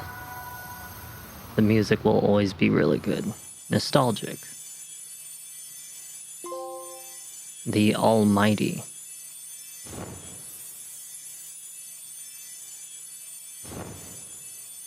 Huh. She's, an angel. Thank you. 1,000 times over. But allow me to introduce myself.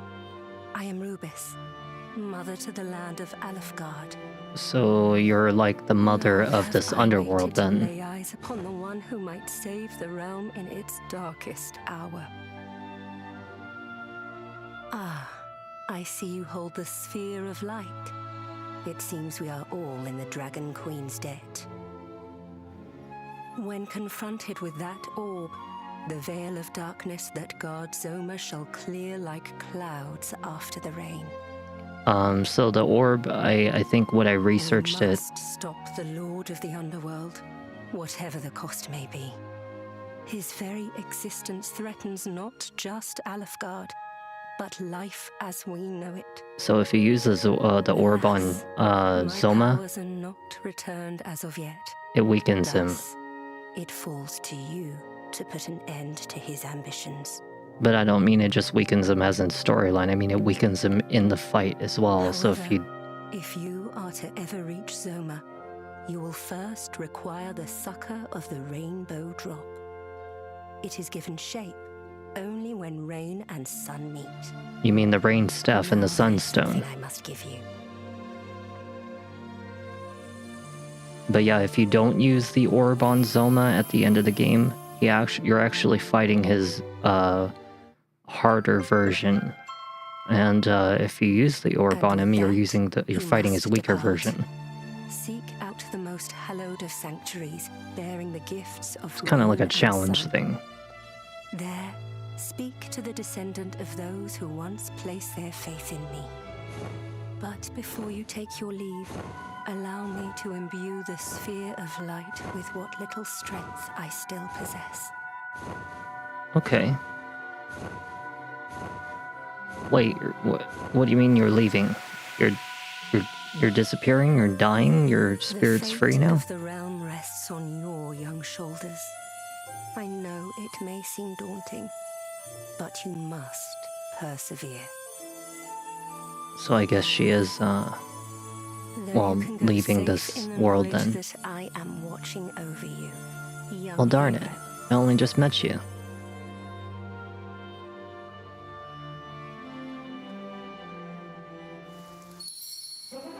Okay, so we got this new orb now. But yeah, we got the fairy flute. We have the broken blade, orichalcum, echo flute. We have... Where is it? Spear of Light, fairy flute. Staff of something. Staff of Rain. Where is it? Here it is. A Staff of Rain. And then we have the Sunstone. Wherever it is, the Sunstone's in here. Sunstone. And then we have the Orb of Light, right? Is that what we needed? No, because we already had the Orb of Light. So I don't remember what the hell it was that she just gave me, but yeah, we have pretty much almost everything. Okay, so then that means that we're done here at the tower. I just want to make sure that we have explored everything we have. It looks like everything is explored. So let's get the hell out of here. Let's leave. So now that we have the 3 items, right? Apparently we're going to be going to a place called Sanctum. And I remember that somebody said something in the story just recently at the beginning of this video. That we would go to a continent on the southeast. And we would take these 3 items over to Sanctum. So I guess that's where we're going to be heading.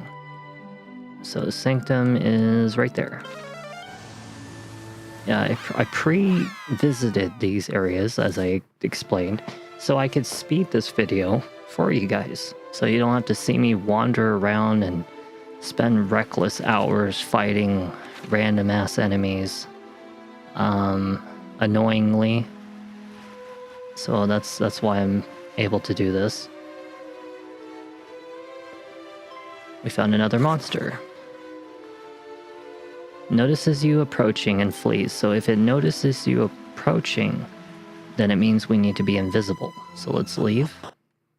Let's come back. Because remember, if it hears you, it means you need to silence footsteps. If it smells you, you need to put on musk, which musk is an item since the beginning of the game called musk. And then if it sees you, then you need to use Fading Jenny, which turns you invisible. And then we can go and get this monster, which will make number 32 out of 50. The reason I say 50 is because that's the amount that you need in order to get the Wild Side ability for Monster Wrangler, which deals in an absolutely ridiculous 800 something damage, 600, 800 damage. It's a pretty hefty amount for an item. We have to just wait until this Fading Jenny disappears off of us. We are now at part 8 out of 9. So after this part, pretty much all that's left is the Talontier Tunnel. And then we'll be officially done exploring all of the underworld and leaving only Zoma's As our Citadel. divine mistress did command, as the last thing. Sought out both rain and sun. Now, let the twain meet at last. Which means I'm almost at the very, very end of the game.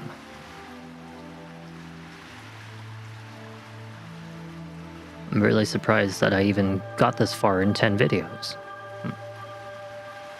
Especially since it's a Dragon Quest game, and a lot of these games usually tend to be really, really, really long. Raise thy hands and receive of her gift. But like I said, I go through games really fast. Rainbow Drop. Nice.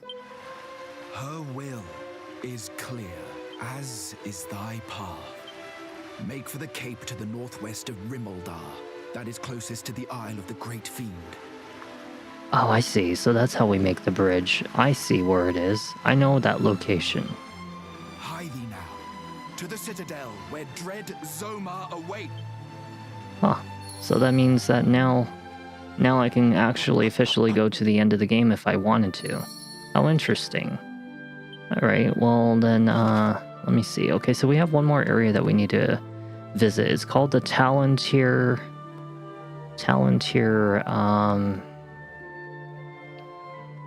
where the hell is it? There it is. Yeah, because we've already been to Gallon. I skipped Craggy because there ain't nothing but cursed equipment in there, and that's the only damn useful thing in there besides one mini medal, which I don't collect all the mini medals in this game because it'd be too much of a big pain in the ass. Collecting mini medals in other games is okay, but Dragon Quest III, collecting mini medals is not advisable. You don't really need it, to be honest, in order to beat this game. And yeah, to be honest, it's those pieces of equipment that you get for doing that is not worth it. Post game, you'll just get that stuff anyway. Let's zoom back home, actually, because I want to save. And then we'll explore the Talantir Tunnel, which is going to be the last area we ever explore in this area. And then, yeah, I need a heal anyway. Hi guys, I'm home. Your hero of the whole entire world is here. I have come a very long journey. I have $259,000 and I have no idea what the hell I'm gonna spend it on. There's like nothing else left to buy. Well, I could always go say hi to Mom if I wanted to. But she knows that I'm out trying to take out Zoma, so we're fine. Shit, I might almost actually end up beating the game tonight if I really wanted to, but I want my sages. I want my sages to be able to be with me when I beat this game. And I need only one more level for my hero, so that way I can learn Giga Slash, and then I can change all the classes for everybody back to, like, you know, Emily's gonna become a sage, Sarah will be a sage, Lotus will be a monster wrangler, and then I'll be like, I don't know, a thief or something like that. Or a warrior, I'm not sure. Probably a thief. So now let's go to Talantir Tunnel. And it's actually located at the very top. So that's Talantir. This will be, like I said, the last area of Chapter 8, besides Soma's Citadel. I have no idea what the hell's inside of Talantir's tunnel. I actually don't really remember if there's anything useful in this place. I can obviously see there's no items over there. Let's take a big loop-de-loop. Oh. They've got dragons in here. Oh. Maybe we should protect from breath attacks? I can't use spells. Nobody can use spells. This is a no spell zone. Nobody can use spells. What? Nobody can use spells here. That's crazy. What? I can only use my fighter and Ciri, and then the other two have to have no choice but to just attack. Well, shit. That makes exploring this place a big pain in the ass. Oh, hell no. We can't explore? I mean, we can't heal while we're even exploring on the dungeon. See, this is why I said since day one, since literally the beginning of the game, I said keep strong medicine and medicinal medicine on you. Didn't I tell you guys that? I knew this shit was gonna come in handy at some point. Okay, well, there's a monster over here. Notices you approaching, so that means I should have been invisible. Oh well.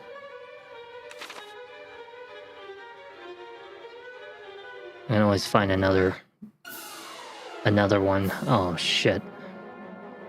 I don't know how I feel about fighting in a place where I can't use spells. It's kind of not good. Let's go check the bottom area over here. Wonder how many floors are in this last area. There are 4 of you trolls. Hell no. Good. Oh shit. Haha, none of you can cast spells.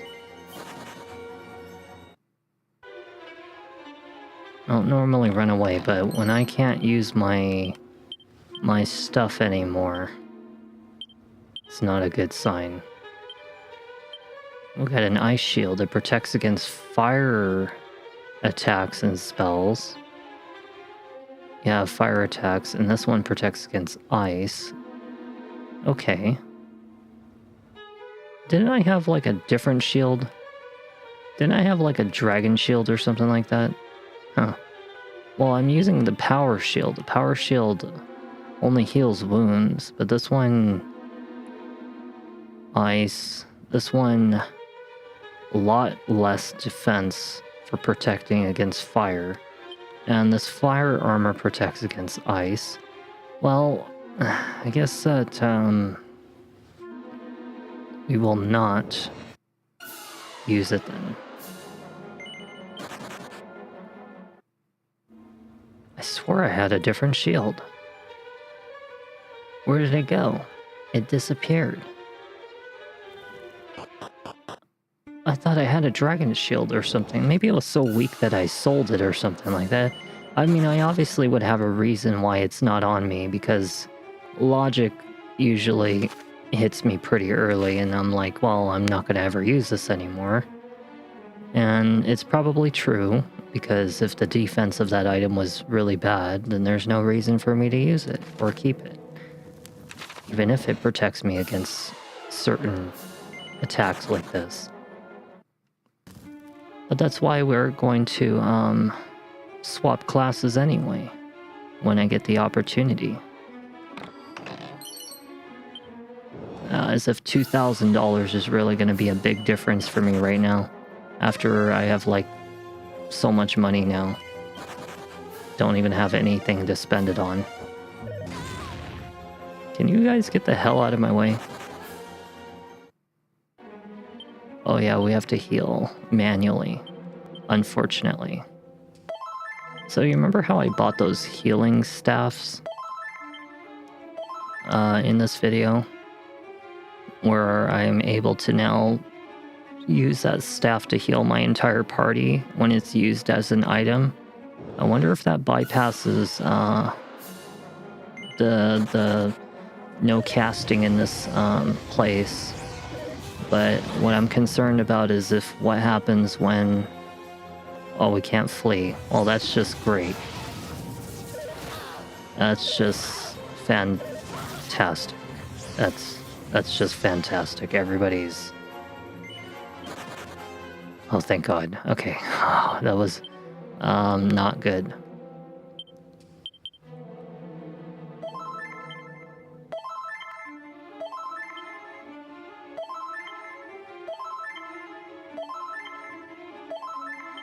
Wish that there was like a quick way to just use items like on my entire party without having to do it one by one by one by one. Would like to just do it all at once. Kind of like the heal all, but not using spells. Would be nice. Very convenient. We will get the hell out of here. Great.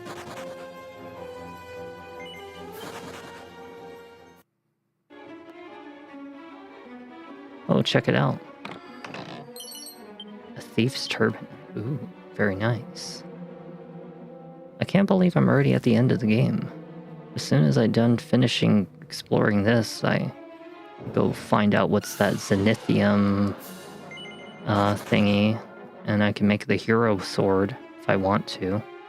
And then I can just go and explore Zoma's lair if I wanted to. But I really was hoping to save it. I really did. I wanted to save that final area for the final video when I had my sages and all that stuff.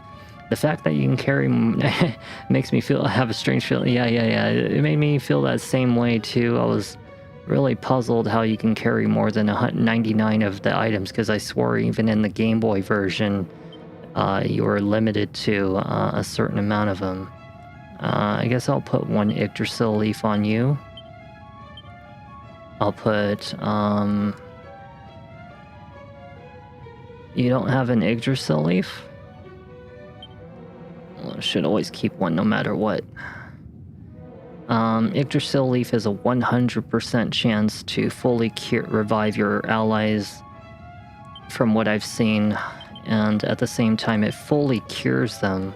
So it doesn't just bring you back with a small amount of HP, it's like full HP and everything, so it's really nice. Let's do Peep, because I feel like one of these is a mimic. Oh shit, it's no spells, that's right. Wait, does that mean that I can't use the escape spell either? I freaking knew it. I knew it was gonna be a goddamn mimic. Why did I have that feeling? Thank God that you have multi-fists. Thank God I even picked a fighter, even though people like to complain that the fighter's so damn useless. But I like the way she looks. And especially the Monster Wrangler. I love the way the Monster Wrangler looks too. Oh, we got the hero shield, so that's why we came here to this place. So now that we have the hero shield, and then we also have 371, protects against fire and ice attacks. Oh, really? That's even better than the flame shield that I have. So what's the hell is the difference between ice attacks and spells versus fire and ice attacks? So it doesn't protect against ice spells? I don't know how I feel about that.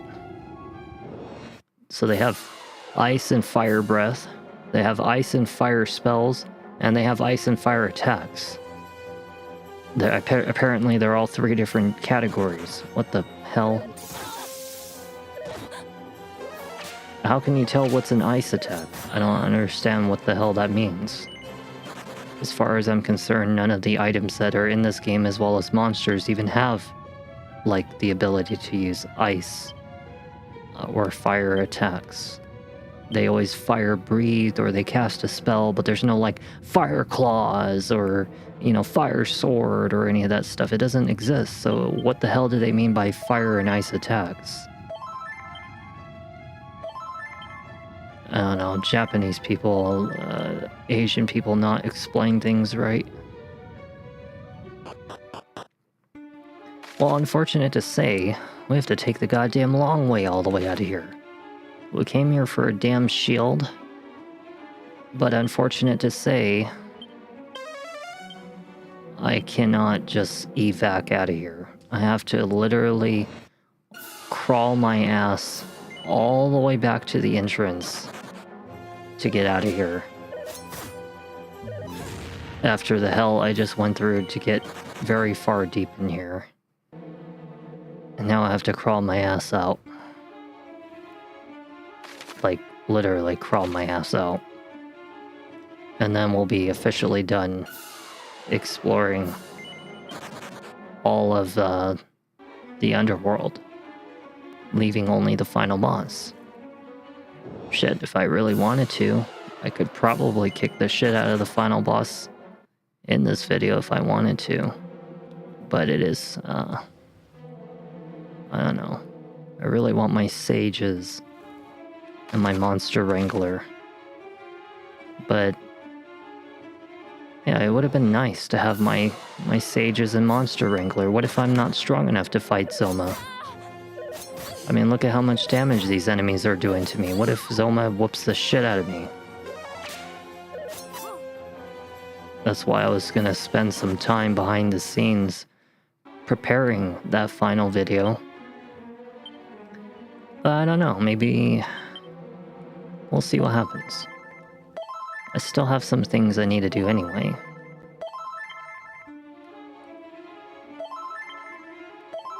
But it is going to be nice to know that this game's about to end. Like, right around the corner. And then, not to mention that, Chrono Cross is my next concentration. Thank God that I do a variety of categories of games when I do these videos, because if I had to stick to just one genre at a time, one game at a time, I think I'd drive myself insane. Especially like what happened with me doing that special request from the long-term viewer for Diddy Kong Racing. Shit drove me up the frickin' wall. Okay, so now that we're done with all of the exploring in Alfgard, now we just need to figure out what we're going to do next. Okay, so I know that we're supposed to do something with the Zenithium, so we need to go over to Gaia's Navel, and Gaia's Navel is going to get us something called the Zenithium. It's like a very important piece of craftsmanship or some kind of piece of crafting material, and we use it for, I think, the ultimate weapon or the ultimate sword with the Orichalcum or Orichalcum. I don't know how people would like to pronounce it, but yeah, so we got to go to the Gaia's Navel. Thankfully, that area is like extremely early game, so really and truly all I have to do is just go down there and just do some stuff. So okay, so let's see. So it says here, we before we start the exploration, because I have to read about this, because this is a quest that I have no idea about and I've never even done this before. So it says, we've already been to Quagmire Cave and talked to the bandits who are following Robin Hood. After talking to them, we have to travel back to Reeve, and then we need to talk to some kind of old man on a second floor, which I would have never guessed that we would have needed to even do this. Like, why the hell would I ever return back to Reeve in the first place? You know, that's like a area that we've been through, like, in video 1. So there's some kind of old man on the second floor, so let's go find some kind of old dude. There's old people all over me. Everywhere. There's old people everywhere. I don't see no old man here. Maybe there's an old dude over here. He looks like he has a 2-story home.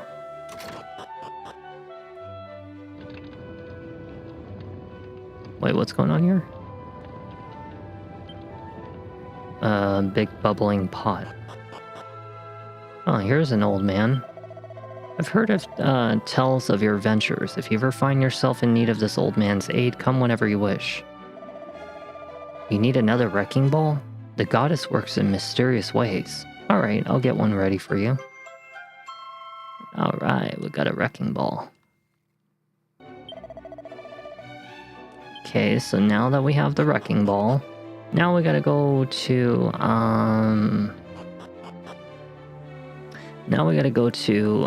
let's see, Lanson? Yeah, we gotta go to Lanson, so we need to go to Lanson. Lanson is going to be located here in... The hell is Lanson? The hell is Lanson? Oh, there it is. Jesus Christ. It's like really far deep in there. But yeah, we gotta go to Lanson, and then we gotta go back into Gaia's Navel, and we're going to work on getting our ultimate sword.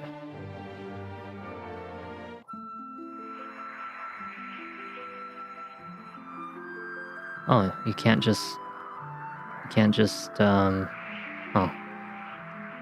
I guess we have to take, again, the long way. Well, that sucks.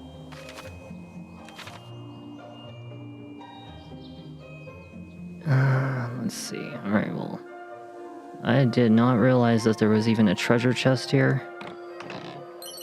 I don't know how the hell I missed that one, but it only had $100 in it, and that's a slap in the face at this point in the game.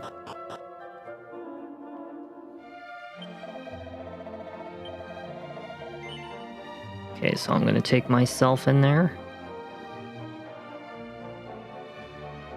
Let's go and deal with whatever's going on here in Lanson. I have to go and visit this area again to go after some kind of blue diamond that I saw like many videos ago. And I even made a comment on it that I was like, maybe this is something that we'll do later in the game, which seems like I was correct. I just didn't know what the hell it was going to be for, and I didn't expect it to be this late in the game at the very end. And I sure as hell didn't think that it was going to be used for no ultimate weapon either.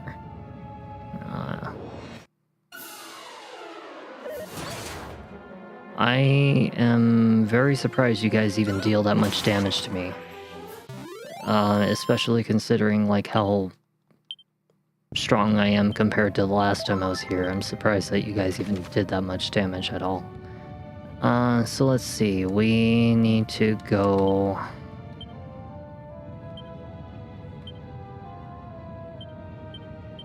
to the left,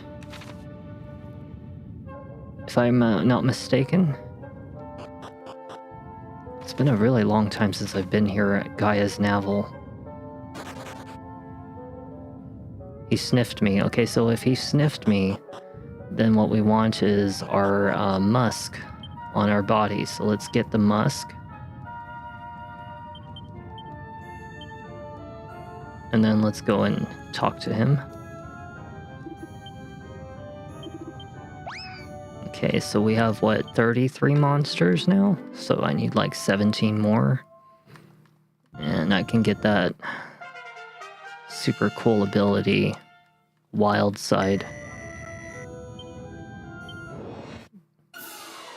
Okay, all these useless enemies can pretty much die in one single hit, so...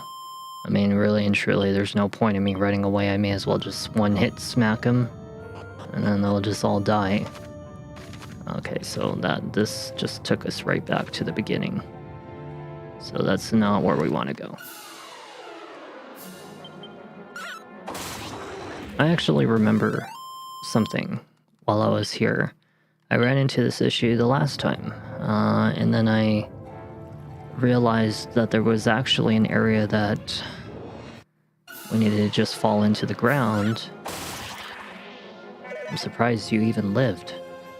We just have to fall into the ground and it takes us to a whole different floor, but I didn't know until later. Didn't take me long though.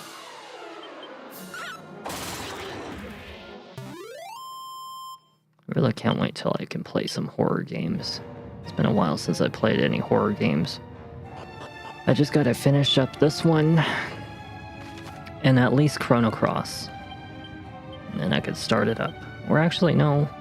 Because once I finish this one, I will only have, Chrono Cross left. Yeah, I'll only have Chrono Cross, so that means that I can fit another game into this.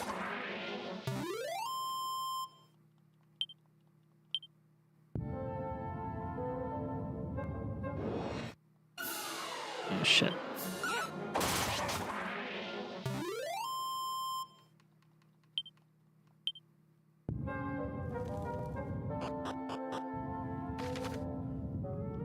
I don't know if we're supposed to go this way. It's like a dead end. Oh, it just had a chest. Oh.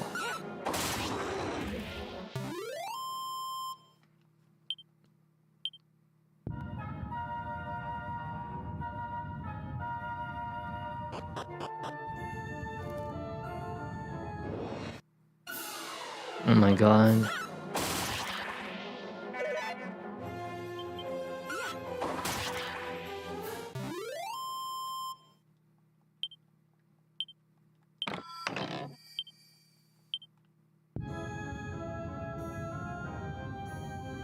I think we want to go to this one? I really hate all these random fights in this game. It's just a little bit too much. I mean, I should just finish up Zelma's castle, like, if I can tonight. I'd be probably very happy knowing he'd be gone out of the picture and that this game would be over. Because I don't, as much as I really want the sages and stuff, I would have to, like, spend a lot of time grinding to get my sages, my monster wrangler.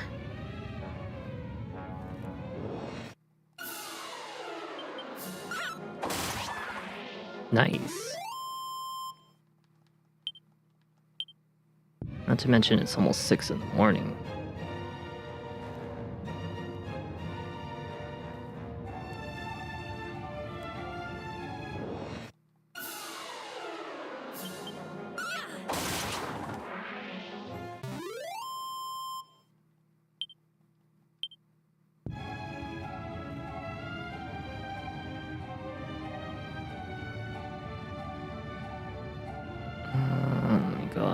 Are we there yet?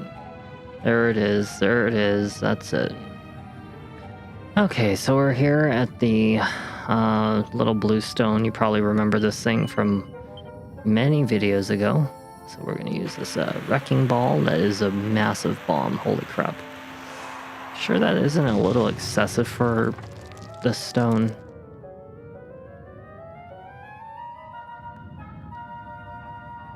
Hasn't even left a scratch on the stone. Damn. Well, we got the Zenithium. Alright. So now we can get the hell out of here. Cool. We got the Zenithium. Perfect. Okay, so now that we have the Zenithium, we have to go to the Shrine of the Dwarf. And as soon as we enter that, guess we'll have to go to the Shrine of the Dwarf. Okay, so Shrine of the Dwarf.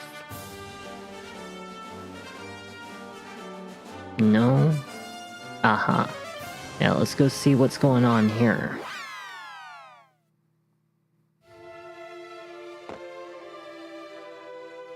Oh, hello again. What exactly brings you back today? I don't know. Apparently I'm supposed to give you something. Wait just a moment. I'd recognize that helm anywhere.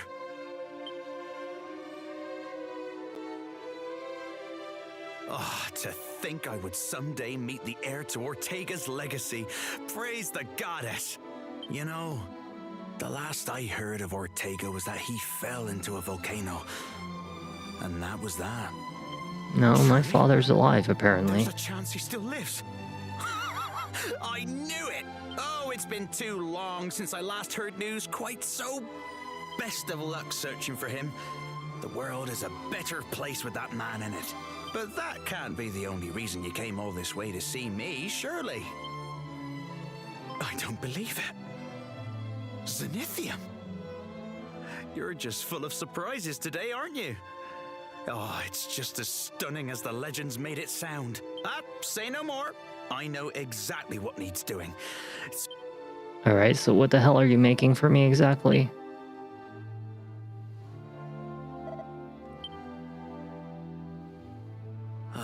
Then again, I suppose it was your father's. Child of Ortega. Would you do... I think my entire You're life gonna has been repair my leading to this dad's helmet? moment. Well, what do you say? Sure. I promise it'll be stronger than ever once I have finished mending it. Cool. So you're making my father's helmet stronger. Nice.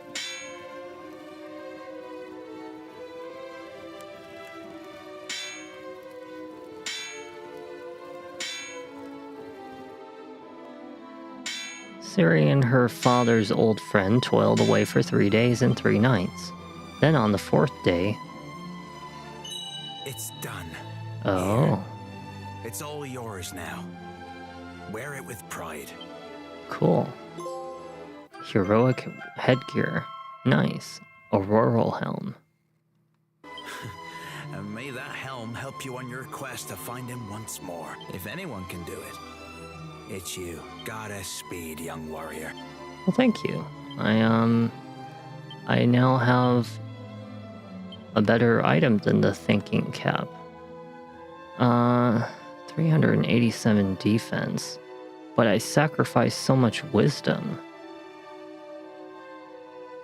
It almost doesn't even seem worth it. I was expecting this thing to be much stronger than that.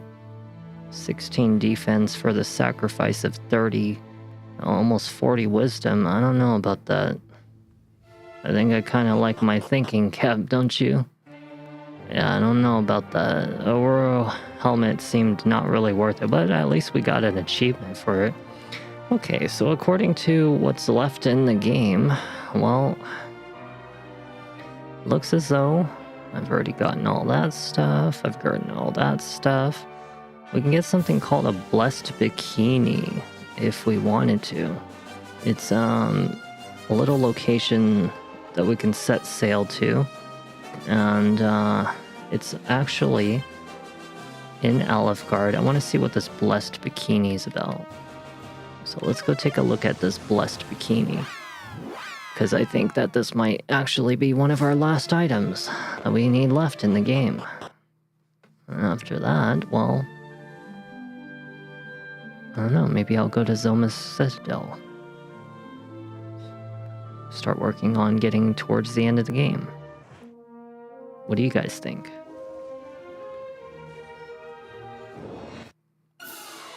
Hey, sure, we don't really care. That's why we never say anything. Let me see. So it should be like right here. Yep. Alright, so somewhere here there are some items. Do we have the sacred bikini already? Magic bikini, but I don't have the sacred bikini. No. Apparently there's a sacred bikini here. Garter. Okay, we found one item. Apparently they're hidden, all of these items.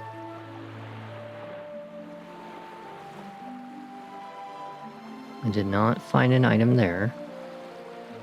I did not find an item here. No item here. Wait, what was that? A leather cape, that's 2 items.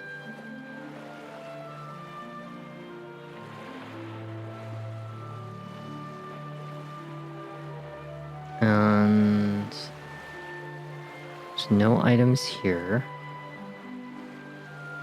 So far, no items here.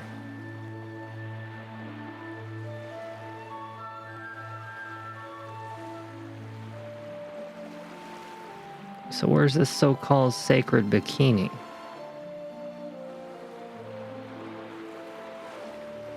I haven't found it so far. I don't see this so-called sacred bikini anywhere. A mini medal. Okay, so we found 1 item. That's 3. Still no sign of a sacred bikini, though. Silver tiara, that's 4 items.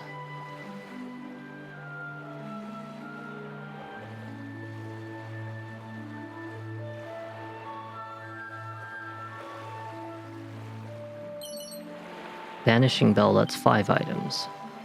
But still no sacred bikini. So where the hell's the last one? Or the last 2 items? No sacred bikini at all. Huh. Why does it have to be hidden, though? Why couldn't they just leave it out in the open? Because I don't know where the hell it could be. It could be any of these objects for all I give a crap.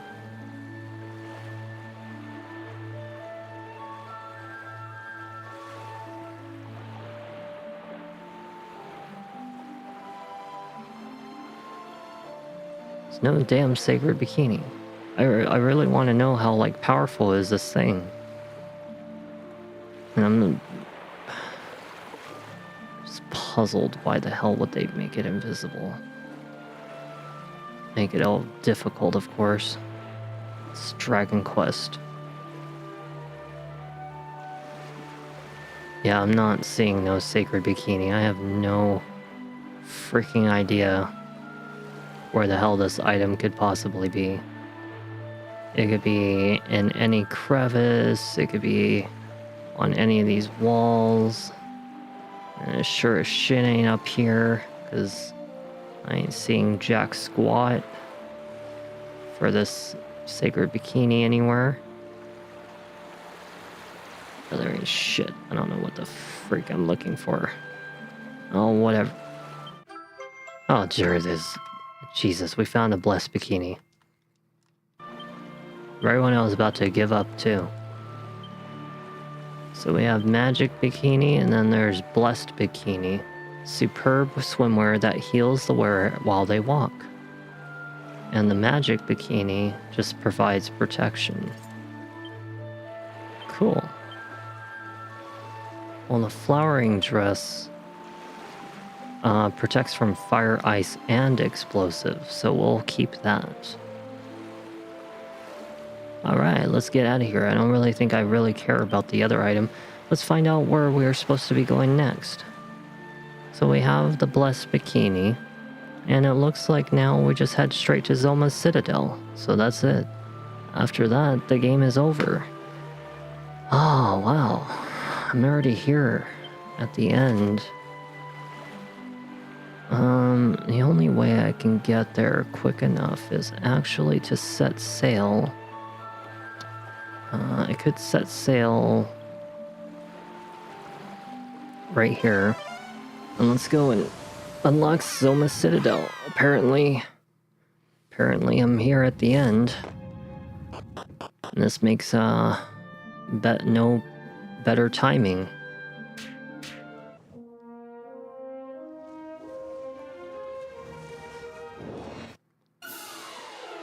I don't want to fight you guys no more. Didn't I just say I didn't want to fight you guys anymore? What is your fucking problem? Can you leave? Like, can you let me leave?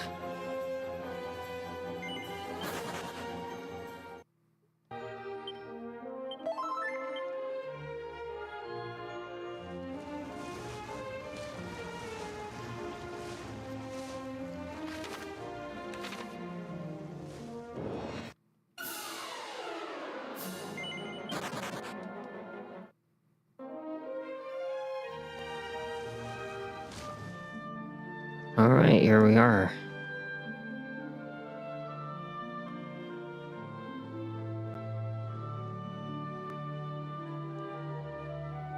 Well, that's a steep drop. You're gonna need some extra help to reach the other side. Yes, we're gonna use the rainbow drop. And then we can finally go to the final area. There is like a little stray hair on my face. Nice, we got a little rainbow bridge. How pretty. Rainbow, rainbow. Let's go and visit Zoma's Citadel.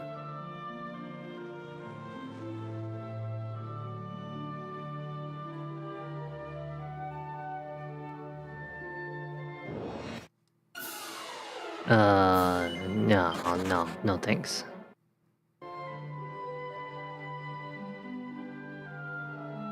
I want to get to Zoma. Alright, you know what? You guys are pissing me off. Let's do a Kaswoosh on this one. Nice. See, I told you not to mess with me. I run away for a reason, but you guys just wouldn't leave me alone. Hey, nice. I got level 45. Guess what? That means I learned Geiga Slash. Perfect. That means that I can change classes for everybody. Awesome. Alright, that means I can change classes as soon as I literally get to Zoma. And all I have to do is just work on getting strong enough to handle him. Cool. Hey, this was a pretty dang successful video. Just like the rest of them. Oh, look. It's like a little hidden area. What you got for me? What's this? Seat of Defense. Oh look, we can get a character recruit. Except he ran away. He doesn't like my scent. So we gotta put on the musk.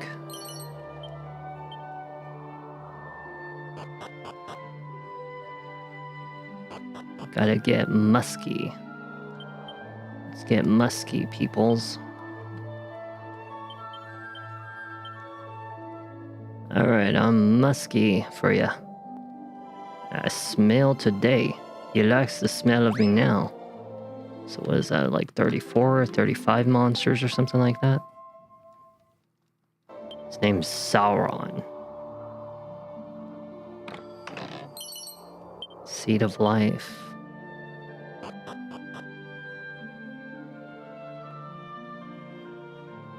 Hey, look at where we're at. Will you guys go away? What you want? Don't you guys learn your lesson? They never learn their lesson.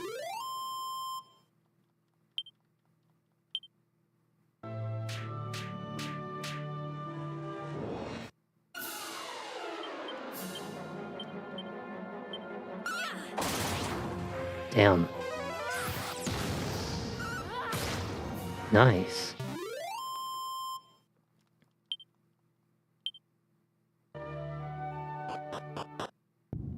Oh, looky here. We're here at the end of Zoma's castle. Cool. That means that, so how many floors is Zoma's citadel anyway? I guess we can find out. So he's got 1 floor. He's got 2 floors? No, just 1 floor. And then he's got B1, B3, B2. And then he's got B4, B5. It sounds like his layer is actually pretty damn long, which means that it's perfect enough to fit that into the final video. So since I am going to be doing 1 final video, which is going to be Zoma himself, that means that I can spend the remaining time behind the scenes getting strong enough to actually take care of him. Let's go to the Wayfarer Shrine. I think this is actually the area that I get to switch classes. So that'll be really nice. Is this not it? No, this is not it. This... Well, we should save though. We'll save in the second one.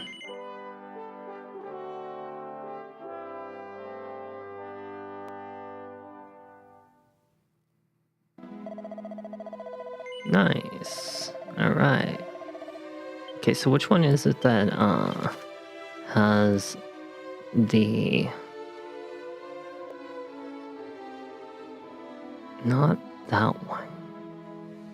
Wayfarer's Chapel? Was that the one? I think it was the Wayfarer's Chapel. I think this is the one where I learn about switching classes. No, it definitely doesn't seem to be this one. Yeah, so this is not it either. Okay, so we're not anything to doing with, it's nothing to do with this one.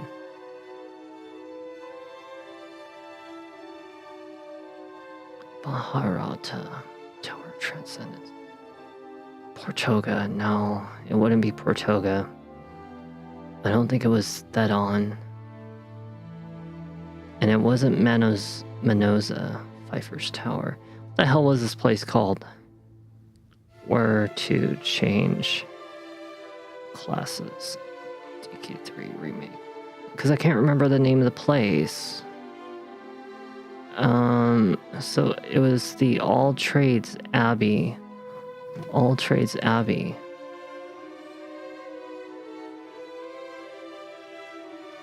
Oh, here we are. I'm surprised that I don't remember it being that name. Yeah, I don't remember it being that name at all. Well, we're here.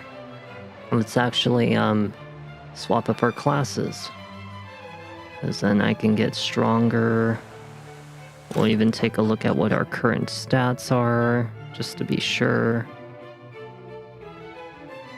So let's take a look at our stats. So I'll, like, take a photograph of this stuff.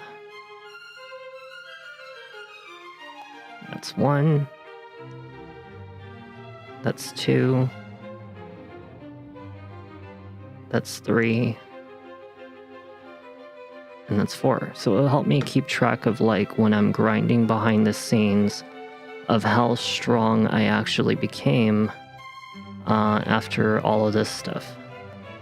All of this stuff that I did. Let's check it out. Welcome to the All Trades Abbey, where those in search of a new path in life invariably find that which they seek. Do you or any of your acquaintances wish for it? Yes, I do.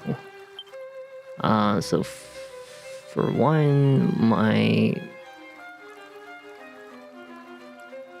mage will become a sage. Yes. So I lose half of all my stats, but the nice thing is once I hit back into like the mid 250s, I'll be back to normal. So that's not too bad. However, the book may be read once, so consider yourself warned. So only one of you can become a sage? Only one can become a sage. Hold on.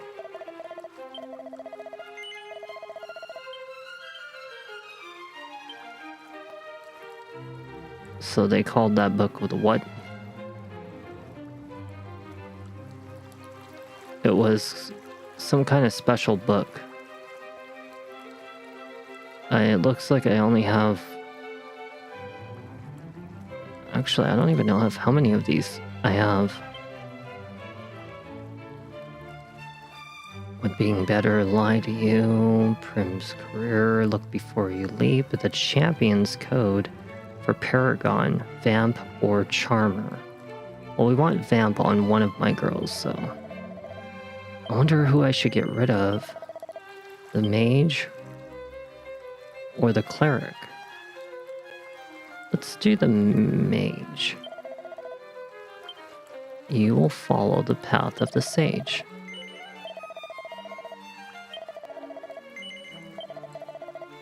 Words of wisdom.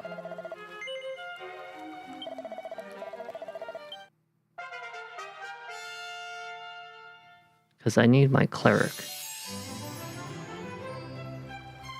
Oh, cool. You are now our sage. Your equipment has been changed to that of the path you've chosen. It's you, okay. Yes, I do. So, my martial artist, as example, will now follow the path of Gadabout.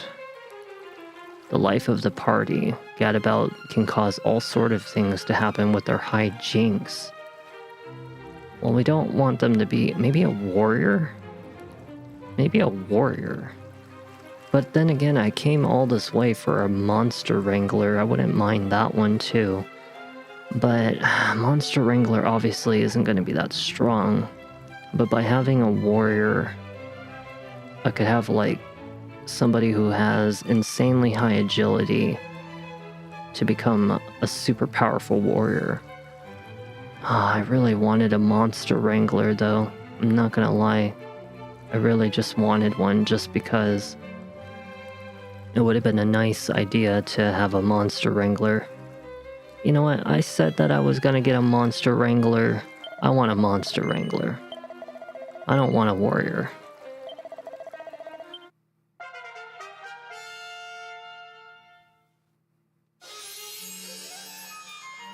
Nice.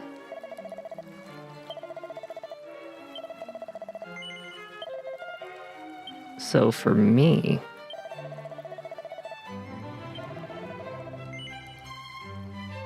Wait, what? Imbecile. You wish to give up the role of the hero? And just who will save us in your place, So I guess I can't. Well, what if I want to start back at level 1? What about me? I need stats too. Okay, how about a sage?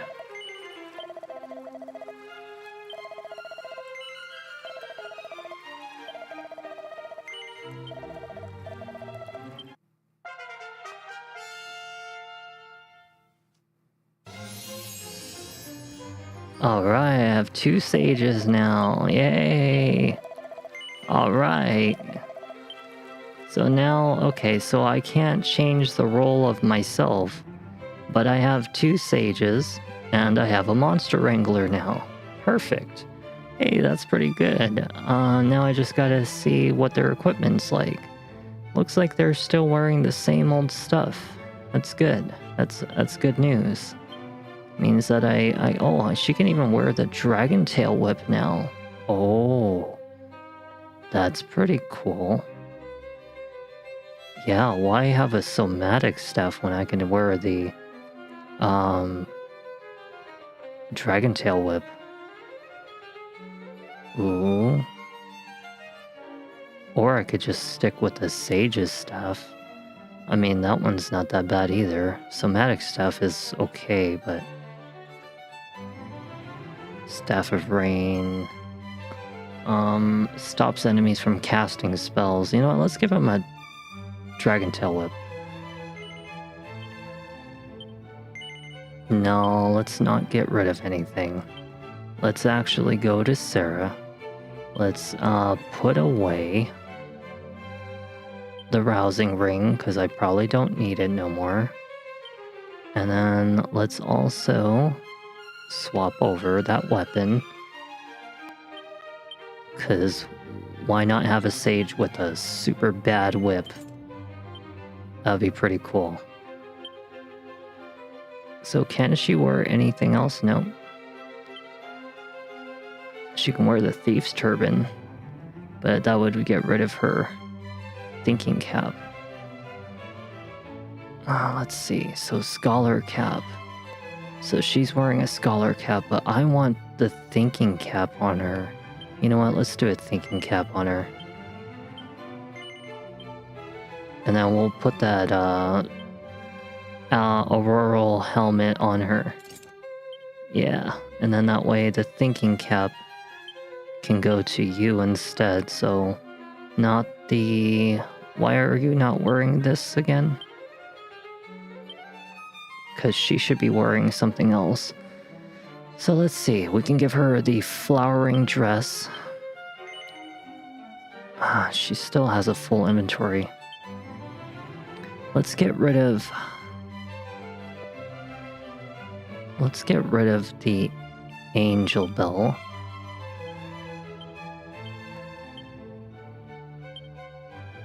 And then let's put on... Not the Blessed Bikini, because what does that do? Heals. So one person is wearing the flowering dress. So let's put this one on. The other one will wear not the blessed bikini, but the flowering dress as well. Protects from fire, ice, and explosive. Yeah, that seems a lot better. Oh, Emily. God damn it. Everybody's always so full on items. I would have liked to have kept that magic bikini on her, but it's not going to be beneficial for her. Besides, we're here to beat the game now. Okay, so they have thinking cap and flowering dress, which flowering dress protects them from fire, ice, and explosive attacks. And this thinking cap increases their wisdom a lot. So let's put that on you. And then we'll put this one on you. And so they're nice and ready. They have the possibility of sometimes reflecting spells. Otherwise, if I put Magic Shield, they'll lose like an insane amount of defense. And I don't know how I feel about that. They have CiriTheSpecter, which protects their spells from being sealed away. And then they have Anti-Confusion. But later, when I fight against Zoma, he's primarily an ice type. So we're going to want to put that on them. So not the CiriTheSpecter, but we're going to put instead anti-ice. So let's put anti-ice on them, which is going to be the... Where the hell is it? Anti-freeze earrings. And then the next one will also have anti-freeze earrings. And then we're also going to put this one. So this one is also going to need the anti-freeze earrings. But use a different one. And then you also need Lone Wolf. This one's for agility. This one's for attack and agility. We're going to need anti-freeze earrings. So that way my whole team is protected from ice and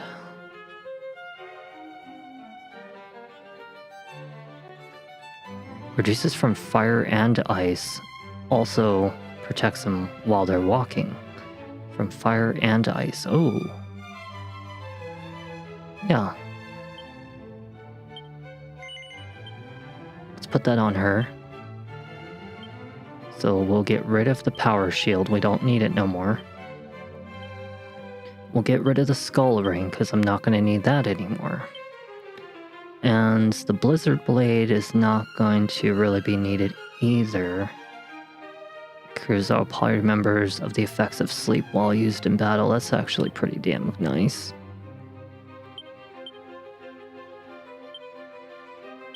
Astral helm, auroral helm.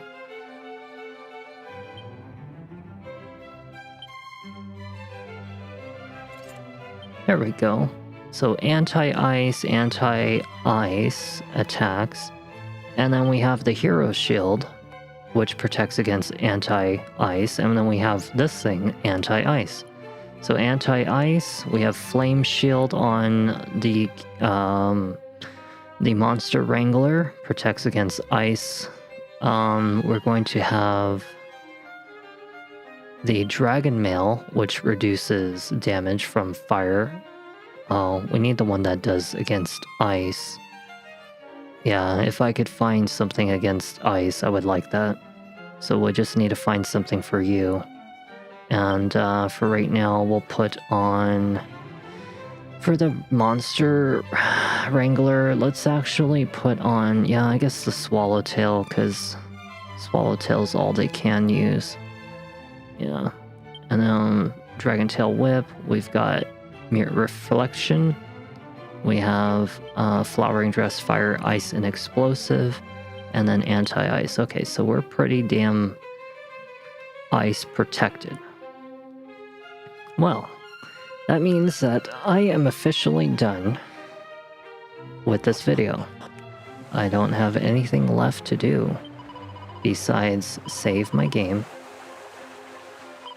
and pretty much work on my stuff from behind the scenes and get as strong as absolute possible. And then once I'm ready, I can actually go straight after Zoma for the final area. But yeah, that's good. That means that I've done all I needed to up to this point. And now once I grind and get strong enough, we can end the game. About time. Jesus. Oh, well. I hope you guys have had a lot of fun with this journey. And even though some people never grew up with this game, I hope that you learned to at least appreciate a game like this. And for those who really did stick around this long, I really do appreciate it, because it means a lot to me. We do still have all of our spells, which is really good. So this is going to help us a lot with taking care of the slimes.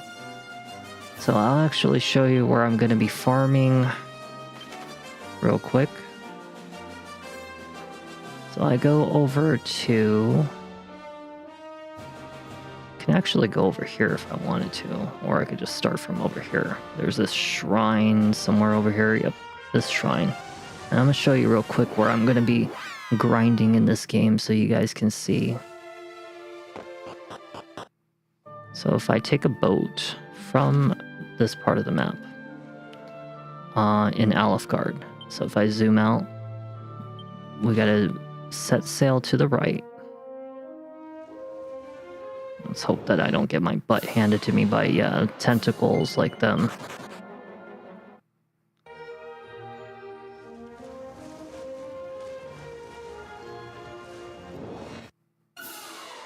I can actually hurt these guys. I could do a kaboom, and I could do a kaswoosh. Nice.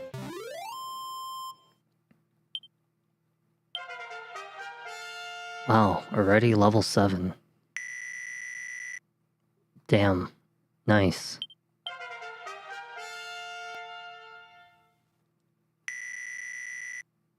Not too bad. Wisdom's pretty high. I learned Poof, Dazzle, Whoosh, and Sap.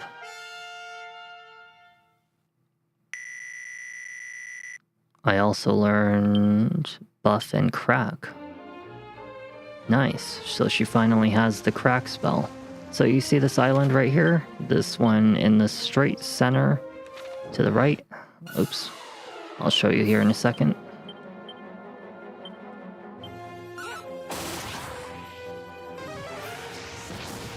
What the?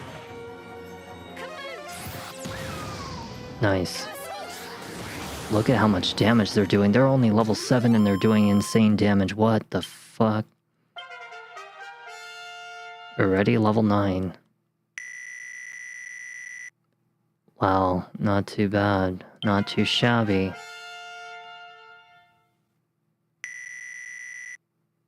Wisdom.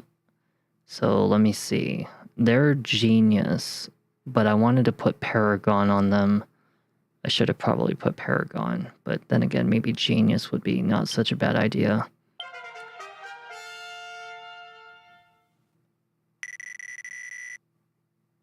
So I'm going to actually take a look at their Paragon, Genius. So what I wanted to actually put on was a garter for them. I should have thought about doing that. I'm going to start this video, this whole thing all over again anyway. But basically what I do is I come to this island, and it's right here. And what it does is there is a bunch of slimes that appear on this island. Sometimes they're really weak, and other times I get an ass load of liquid metal slimes that show up out of nowhere. And this is actually where you would grind for them. And if you just sit here a little bit long enough, you can actually grow an insane amount of levels. And that's it. That's all there is to it. But yeah, and there's the regular slimes as example.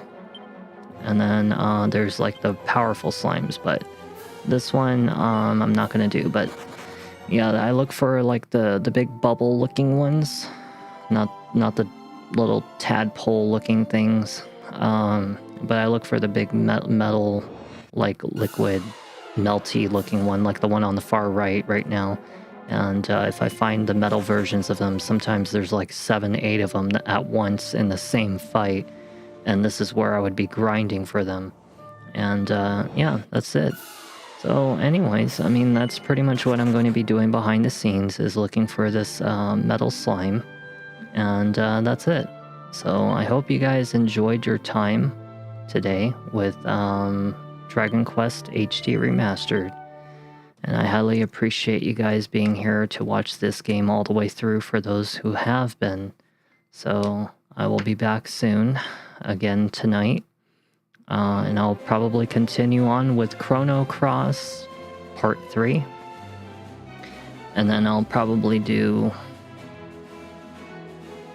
I don't know, I have to figure out a new game to put in now. Because now it's like pretty much getting close to that time where I gotta start up my horror games at this point, so who knows, we'll see what happens. But aside from that, I'm going to go and lay down and watch some TV and relax and hope for good news soon. And I'll see you guys soon. Thank you for joining me on Dragon Quest 3 HD Remastered Part 10. Where the next video is going to be the last one, and we're going to beat up Zoma finally. So, hope you guys are excited. I'm excited. Shouldn't take me more than maybe a day of full grinding, you know, if I spend a lot of time doing it. So, we'll see what happens. Alright? I'll see you guys next time. Take care.